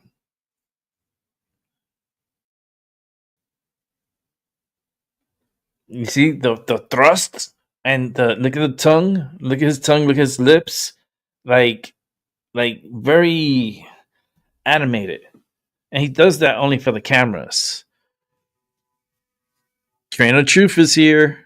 Thank you, Train of Truth. I know you're watching over me. I know. Thank you. Oh, the finger. We got the finger. Look at this. Look at this. Look at this face right here. Look at the eyes. Look at the eyebrows. Look at this is not a good person. Not good energy. Looks very alien like. Looks like there's like something controlling this. This is like a skinwalker. Kind of reminds me of Skinwalker. All right, let's get off of Gavin because we can make a ton of fun of him. But he's gonna run for presidency in 2028. So this is your Joker.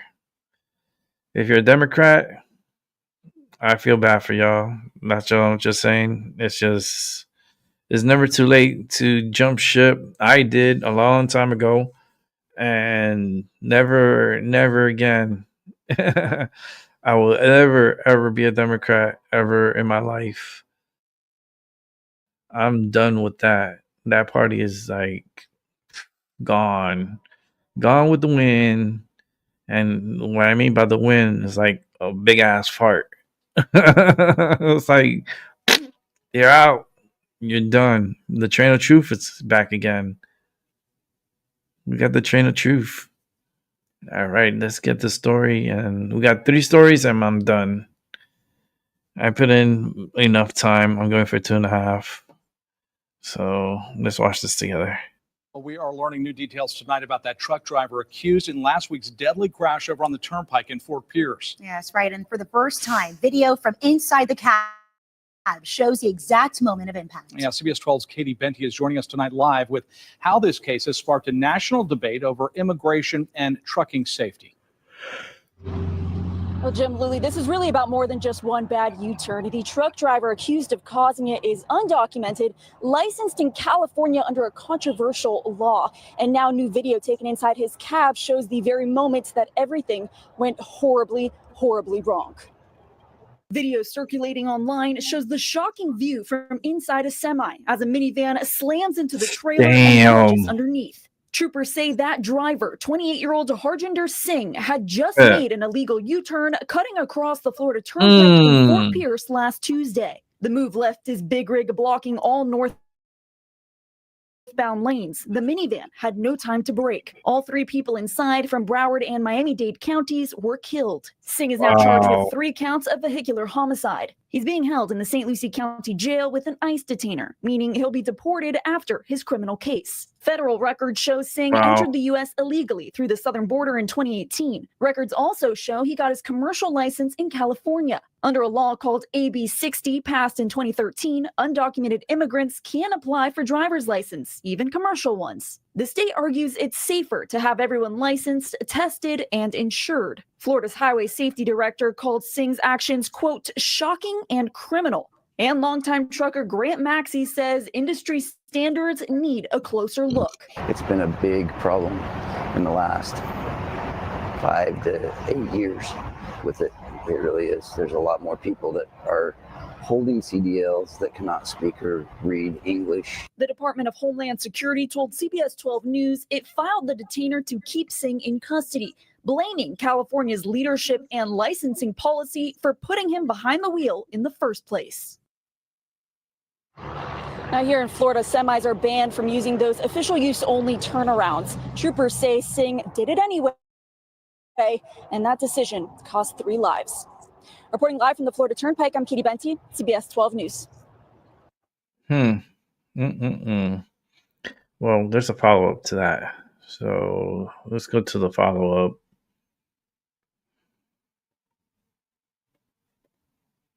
Us. I think the last time, we went when they did the open the SoFi Center, we went to one of those events there, which is really cool what they've been able to do here. And so I want to thank President Parker for having us here. We're also joined by Mike Caruso, who's now a countywide office holder. So if you guys don't know him, clerk of court. And then we got the Attorney General of Florida, James Uthmeyer, is here. So we have an announcement that both the Attorney General and I will talk about. But before I get into that, I do want to make another announcement. So I think, as most people know, we had a terrible thing happen in St. Lucie County, where you had an illegal alien who was driving this big tractor truck and decided to try to do a U-turn where they have the official use only. Those are little gaps in the highway for highway patrol and law enforcement. And it was obviously a total disaster to even try that. You had a car coming that ran into it, and 3 Floridians were killed. This was somebody that was issued that CDL actually in 2 different states, Washington State and in California, and should have never obviously been behind the wheel. Doesn't even speak English. You gotta, if you don't. So it was a really horrible thing. He, at the time, there was not any eyewitnesses. He didn't speak English, so they got the all the facts they could. But then when they got the videotape, they saw. So immediately he fled to California, obviously sanctuary state. He was able to be detained in California, and so today I'm sending Florida's new Lieutenant Governor Jay Collins to California. And tomorrow morning, he is going to take possession of this illegal alien, extradite him back to the state of Florida, and we're going to throw the book at him when he gets back here for what he did. So you can count on that. Wow. And the fact that the guy was like, he didn't show no compassion. He didn't show no remorse. Like, he was very, like, dead face. Like, let me see. I think there's a follow-up on that. Give me 1 second to figure out which one I want to watch on. There's a few. Let me just set up 2 of them and just see what they say. And then we'll wrap up the show. Sometimes that happens, I get interested in something and I want you guys to watch with me too, and get like, let's get the story, That's what I'm trying to do. Get the story. But I gotta set it up. So for us to be able to get this. Okay. Got one more here. Okay. Let me set them up.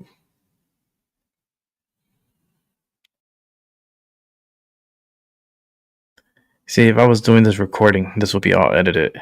So this is the unedited version. I'm always coming like unedited. This is the flow, and this is what you are going to experience with me. And let's watch this one first, and then we got another one of that illegal that did a U-turn. I've been on that turnpike. Okay, I was born I was born and raised in Miami, Florida, in Miami-Dade County. I used to drive up to Orlando using the Florida Turnpike. Back in the days, it was cheaper, but now I'm pretty sure it's more expensive to get on that. And they do have, it's divided. The southbound and the northbound, they're divided.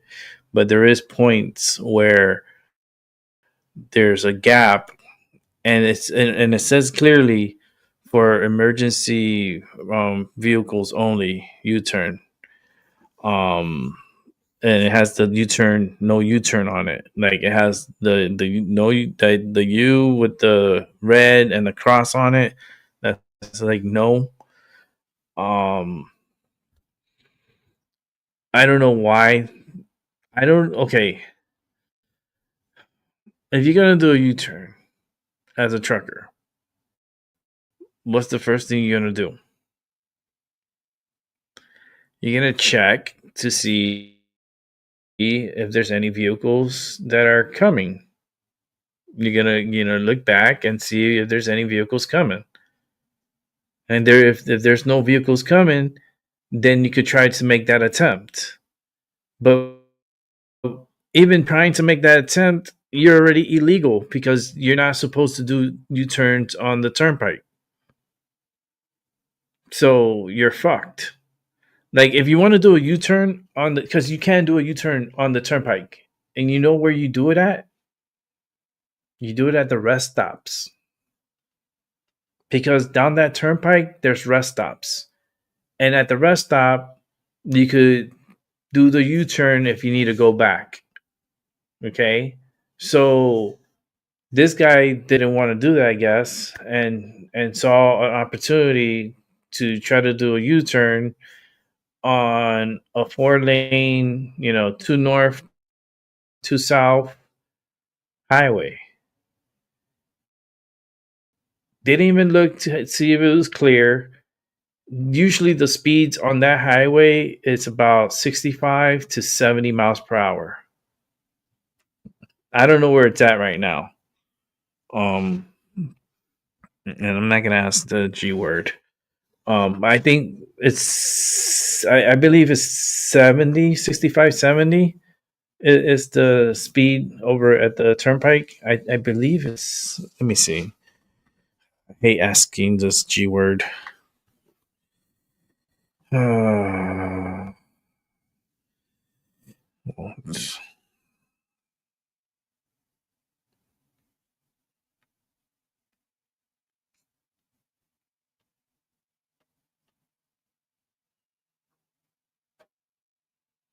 Or the turnpike. 70 miles per hour. That's typical speed limit on the Florida Turnpike is 70 miles per hour. However, speed limits may be reduced in construction zones or in other areas where specifically posted. So it's 70 miles per hour. So that car must have been going anywhere between, and it was in the inside lane. So those cars tend to go faster. So they're traveling between 75 and 70 miles per hour. And that car just went boom right into it, dead. The driver instantly dead. The passenger instantly dead. They didn't have no chance. No chance. Let me see if I could, you know what? Maybe I could bring that video. Well, maybe they'll show it. Okay. You know what? Let's do this. Let's go to the next. I got 2 back-to-back on that individual, so maybe we could have a video on it. So let's make sure the volume's up on it. Let me check it on the StreamYard here. Here we go. Let's check this out. 1 week after a deadly crash in Florida. Good afternoon, Mr. Singh. Semi-truck driver Harjinder Singh appeared before a judge at the San Joaquin County Superior Court. The Stockton man is accused of making an illegal U-turn on a highway, resulting in the deaths of 3 people. Video from inside the cab shows the moments their minivan hit the truck. Having been told your rights, what do you want to do today? Attorney.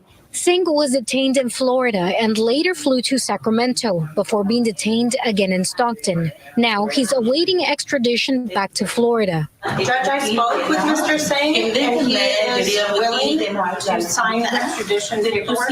The White House is blaming California's sanctuary policies for the crash, saying Singh was here illegally and Governor Newsom gave him a driver's license anyway.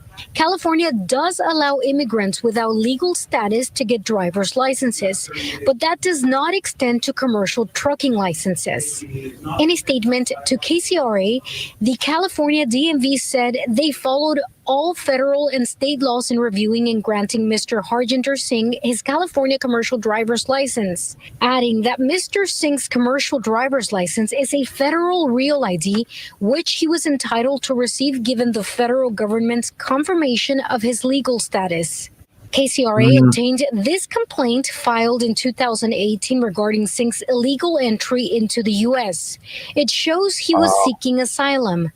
And our news partners at the San Francisco Chronicle confirmed he had a federal work permit. Over the weekend, ICE issued an immigration detainer for Singh. In this video posted on social media, San Joaquin County Sheriff Pat Withrow says he was not allowed to honor it. I am not able to honor an ICE hold on this subject because he's from out of the country. He's here illegally.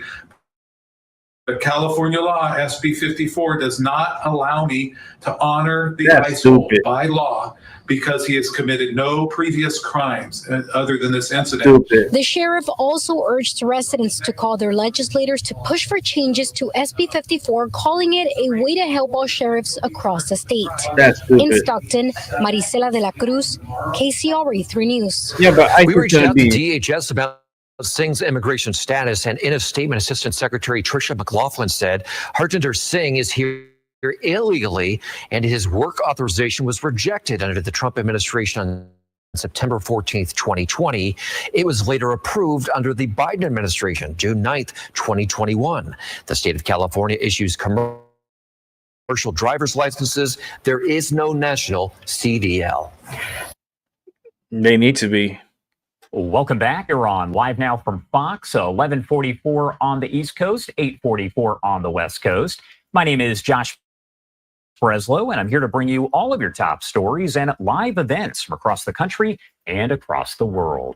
We do have new details after an undocumented migrant truck driver was charged with causing a crash that killed 3 people in He's Florida. looking at it. The suspect was arrested over the weekend on 3 And look, counts of he's looking vehicular at it homicide. like And nothing. as I said, there is a lot of information coming out here. No remorse. Jonathan Seri with Fox News joining us now live to discuss much more about all Right. of this and that new Doesn't even care. information. Jonathan, thank you so much for taking the Easy. time to join us. Obviously, a lot of eyes on this story.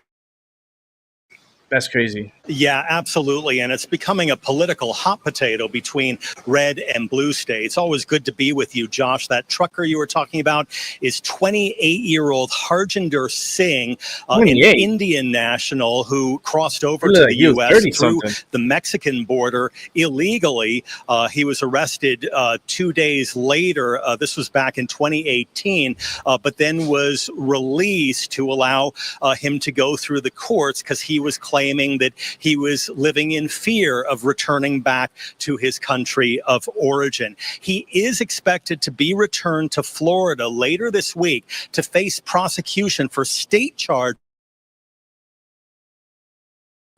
of vehicular homicide. Singh, who's being in court with an interpreter yesterday, he agreed to sign paperwork for his extradition, and Florida authorities must pick him up by August 27.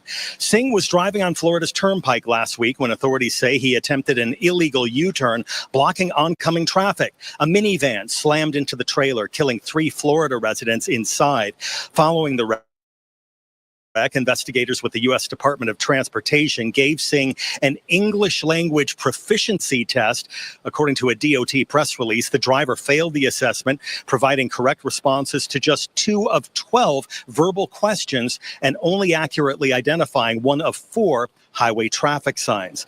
Because Singh, who entered the U.S. from Mexico in 2018, is an asylum seeker from India, the DOT says Washington state violated federal guidelines by issuing him a full-term commercial driver's license in 2023. And they say New Mexico State Police appear to have failed to assess his English skills during a roadside inspection earlier this year.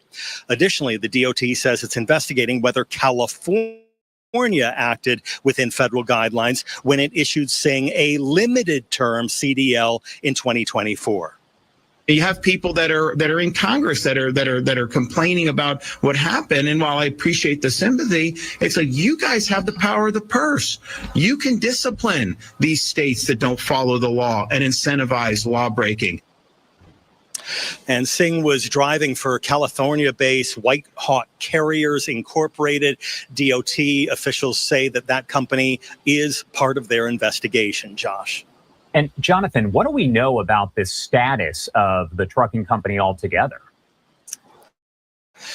Yeah, well, we looked at DOT records. According to DOT records over the past last 24 months, there are no previous records of this company being involved in any crashes. That being said, DOT records also show that the company's insurance has been revoked. So currently it is not authorized to operate there in the state of California, Josh. All right, Jonathan Seri, as I mentioned, a lot of eyes on that story, so That's we'll keep in touch crazy. as we gather the latest. That's Thank you crazy. again for taking the time to be here. They're gonna extradite him tomorrow because the governor of Florida already sent and to bring him back to Florida for him to basically.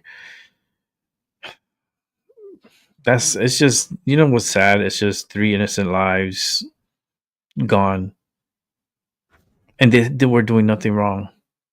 Nothing wrong. They did nothing wrong. And it's just gone. Instantly.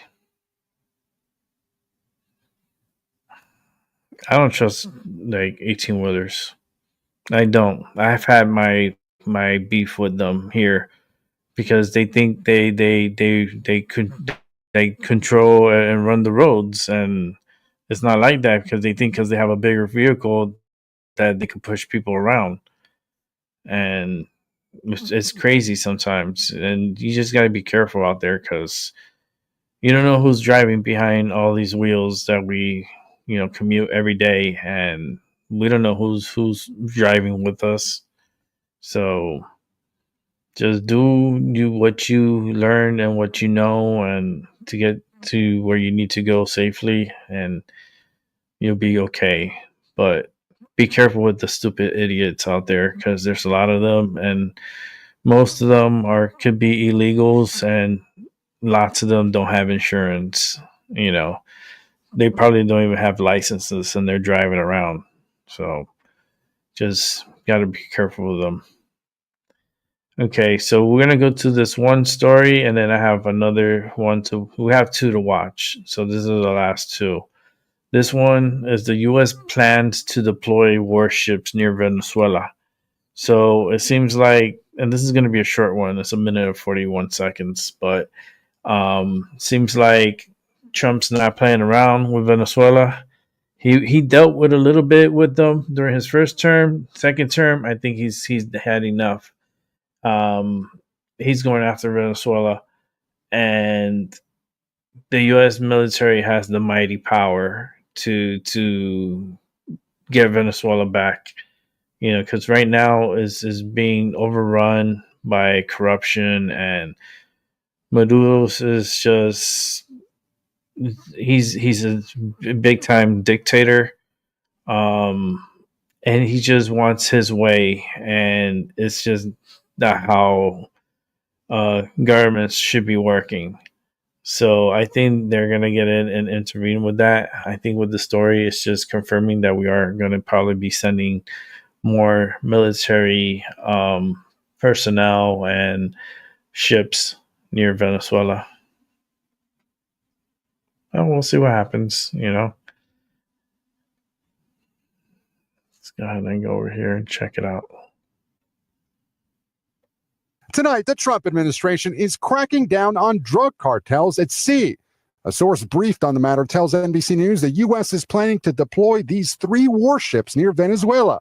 President Trump focusing on drugs coming to the coasts after reducing illegal border crossings to record lows. They continue to send drugs into our country, Venezuela. Yeah, they've been very nasty. The Trump administration also recently doubling to $50 million its reward for the arrest of Venezuelan leader Nicolas Maduro, saying he violated U.S. drug laws. Meanwhile, in the fight against traffickers, the Coast Guard says it intercepted more than $138 million worth of drugs in the Caribbean this summer. Earlier this year, the president designated several cartels, as well as the notorious Venezuelan gang Tren de Aragua, as foreign terrorist organizations. And despite pulling off a large-scale prisoner swap with Venezuela last month, President Trump has been increasingly at odds with Maduro. He's prepared to use every element of American power to stop drugs from flooding into our country and to bring those responsible to justice. The Maduro regime is not the legitimate government of Venezuela. It is a narco-terror cartel. Now, the Venezuelan government has banned drone flights throughout the country amid what it considers a threat from the U.S. A U.S. official tells NBC News the warships will be used for intelligence gathering and surveillance in international waters. Still, Maduro just announced that he's mobilizing militia members across his country in response. Tom? We thank you for watching. Militia. And remember, stay updated You on think breaking the militia news has a and top chance? stories on the NBC News app. He thought he thinks that militias has a chance with the U.S. armed forces or any of our military. Like, this is a surveillance mission. I guess they're just picking up intelligence and stuff. But the militias, imagine a militia against, I don't know, the Marines or Navy and Air Force and all our submarines we have out there. I don't know. I don't think your chances are really good. You don't want to fuck with this. Trump was probably humming his. He's in the bathroom. He's like, "You don't want to fuck with me." Oh no. Yeah, that would be weird. Okay, so to wrap up the show, this is the last one for the night because I'm dead tired. I want to go to sleep early. So here we go. This is I'm not a liar. I really never lie. It's hard for me to lie. It's just my thing. I say that I always like to end my show with Tyson De La Cruz, right? Because he's going to be the new ending of the show. And we just got an updated video upload from Tyson De La Cruz. So we're going to watch it. And that's the last video of the night. So have fun watching. I think it's going to be really good. Will Boston remain a sanctuary city? 22 News State House reporter Olivia Ray has Boston Mayor Michelle Wu's response to federal funding threats unless the city cooperates with ICE. America, the Justice Department just gave Boston 1 week to comply with federal immigration law or face criminal prosecution and funding cuts. Mayor Michelle Wu's response, a defiant press conference claiming Boston is the safest major city in the country and will never back down from sanctuary policies. But here's what's absolutely wild. While Wu is bragging about the safety, Boston just hit the highest murder rate since 2010. Still doubt Boston spent $320. Residents can't even feel safe walking to their cars after multiple shootings and stabbings in a single night. This hypocrisy is off the charts.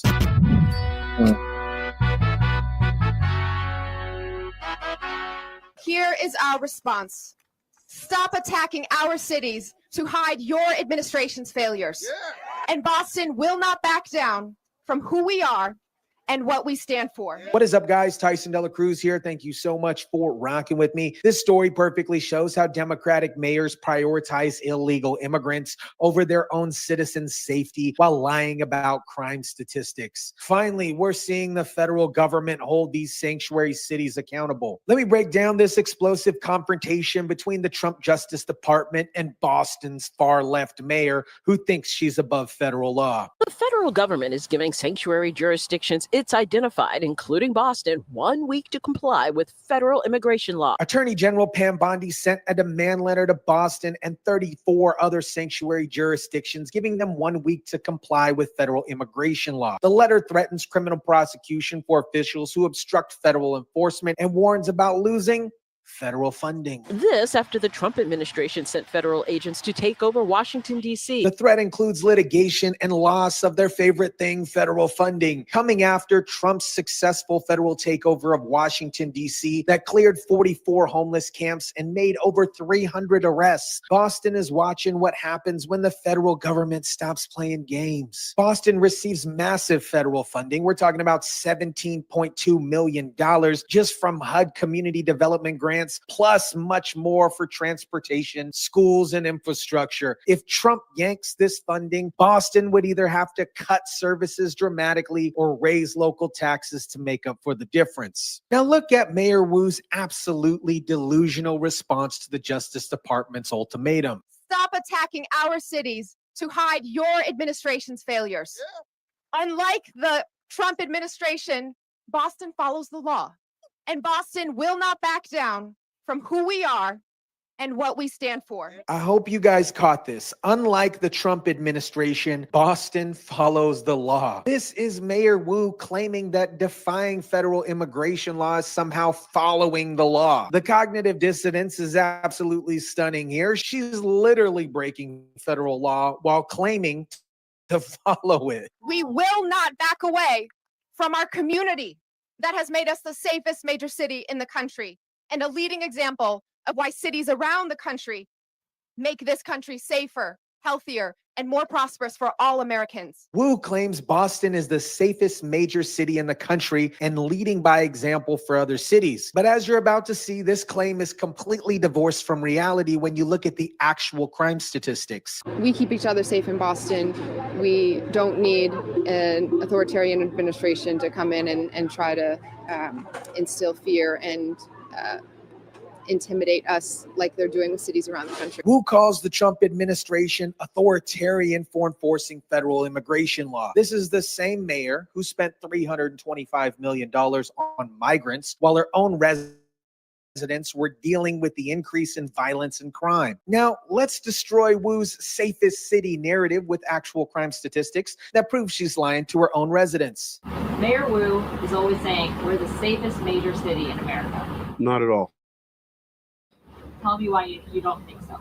Today, I had a conversation about safety. There's no accountability. No one's held accountable for. Oh, that's my their shirt. actions. Make accountability great again. Wu's lies directly. Wu is always saying we're the safest major city in America. Not at all. Residents are saying there's no accountability. You can't even go in a store without seeing someone shoplift in front of you. You can't. There's kids walking around with guns that are getting arrested, and they're put back on the street the next day. Residents describe the city as you can't even go to the store without seeing somebody shoplift, and kids walking around with guns who get put back on the streets the very next day. This doesn't sound like the safest major city in America to me, does it? There have been 23 homicides in the city so far this year. That's compared to 12 the previous year in the same time frame. That's nearly double the murder rate, and Wu's claiming Boston is the safest city in America. Now look what happened in Boston in just one night while Wu was claiming the city was so safe. The conversation kickstarted by multiple violent incidents in Boston over the last 24 hours. 4 different reports of people shot just in Dorchester and 2 reports of stabbings. In just 24 hours, Boston had 4 different shootings in Dorchester alone and 2 stabbings. This is the safest city in America, according to Wu. Multiple shootings and stabbings in a single night. One as recently as 10:19 this morning on Dacia Street. Our camera capturing a suspect's arrest in that stabbing. A stabbing at 10:19 a.m., but somehow Wu thinks the level of violence makes Boston the safest major city in America. The delusion here is absolutely incredible. When I say we're the safest major city in the country, it is never to say that our work is done. We will not be satisfied in Boston until we have ended violence. Wu's response to multiple shootings and stabbings, she says, when I say we're the safest major city in the country, it's to say that our work is never done. She doubled down with the lie even when confronted with the evidence of the increasing violence. Now here's the most infuriating part. While Boston residents deal with the increasing crime, Wu's administration spent a staggering amount of money on migrants instead of public safety. Hundreds of millions of dollars are being spent on the emergency shelter crisis as people continue to arrive in Massachusetts for a chance at housing. The first report that came out in the middle of December showed the state had spent $205 million on the crisis. Massachusetts spent hundreds of millions of dollars on the migrant crisis, with the latest report showing $325 million in total spending. The first report in December showed $25 million, but the final number was 13 times higher. The state hit its 7,500 family cap and has been relying on overflow shelters, with Western Massachusetts housing approximately families. the third most in the state. It is estimated that this crisis will cost the state close to $1 billion this fiscal year. That's $1 billion that could have been spent on safety, police, and actually making Boston the safest city Wu claims it already is. America, this story perfectly exposes the priorities of Democratic mayors who put illegal immigrants ahead of their own citizens' safety. Mayor Wu received a federal ultimatum to comply with immigration law or face criminal prosecution and funding cuts. Her response, defiant press conference claiming Boston is the safest city in America, while homicide, shoplifting, and kids with guns. The Justice Department is offering Wu a choice: cooperate with federal immigration enforcement or lose federal funding and face criminal charges. Wu chose defiance while spending public safety. Boston residents are living with 4 shootings and 2 stabbings in a single day, kids with guns getting arrested and released the next day, constant shoplifting. But Wu thinks this makes Boston the safest major city in America. The $1 billion Massachusetts is spending on the migrant crisis could have hired hundreds of police officers, built new jails, and actually made Boston safe. Instead, Wu prioritized housing illegal immigrants while her own residents live in fear. This is exactly why Trump won and why America supports his immigration crackdown. We're tired of mayors who care more about protecting illegal immigrants than protecting American citizens. We want leaders who prioritize public safety over sanctuary policies. Wu can choose to comply with federal law, watch Boston lose federal funding while face criminal prosecution. The days of sanctuary cities operating with impunity are over. Let me know what you think about this. Drop it down in the comment section down below. Smash the like button if you kindly would. Share, subscribe, and as always, guys, I'll catch you on the next one. Thank you very much, again. Yeah, I don't live far from Boston. I live an hour and 20 minutes or so. Probably like an hour and about an hour and 25, depending on the traffic. If there's traffic. But yeah, it's a nice little drive. But it's only an hour and 20 minutes. So not far from me that all this issues is happening, and they need to get this shit straight, man, because Trump needs to eradicate and like exterminate and just deport all these people and all these mayors and all these disrespectful, like, blue states, let's just call them. They need to get this shit straight. If not, they need to be replaced. And this is the United States of America, not whatever city you're from, and then you think you could like have your own little government within the government. Like, it doesn't work that way. Last time I checked, it's united. So Boston is part of the United States, and so is New York, and so is LA, and so is San Francisco, and so is Chicago, and all the other states and cities you want to put to, like, we're all together in this as one. There's no such thing as sanctuary cities. There's no such thing as like money, and it's just eating off the future of the children that are here now, that are going to school, starting school now. Those elementary school kids, well, guess what? In the future, they're going to be hurt by the decisions that were made with Biden administration by spending all that money on the illegals. That's just nonsense. And it's not only happening just here. This is a worldwide problem. This is a problem UK has. UK knows. Holy shit, they got major problems. Italy knows. Italy is already starting to kick out all their illegals. They're extraditing them out. They're kicking them out. And like Spain is already polluted. Like, oh man, it's just, you can't even go to France anymore. It's not even safe to go to France. And things are not getting better. It's a worldwide problem. It's a worldwide problem. That's the true pandemic. Is the migration, the illegal migration. And with that said, I'm tired. I am getting off of here. I want you guys having a good morning, good afternoon, and good night, wherever you're at. I'll catch you on the flip side, and I'll be back on tomorrow and review some more news.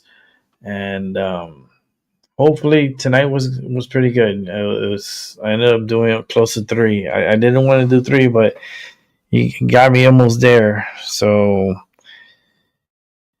I think tomorrow's going to be a short day because tomorrow I have physical therapy. Okay. And you know what happens when physical therapy, what they do to me? I come out very short, probably an hour. I'm going to try to stick to it tomorrow. And then we'll see for the rest of the week for Friday and Saturday and Sunday. So I try my best to come here every day, but I still come for that one person. One is someone. And the ones who watch and rewatch, thank you. I appreciate you guys. And I'll be back at it later on. Tomorrow. Yeah. Have a good night. Peace.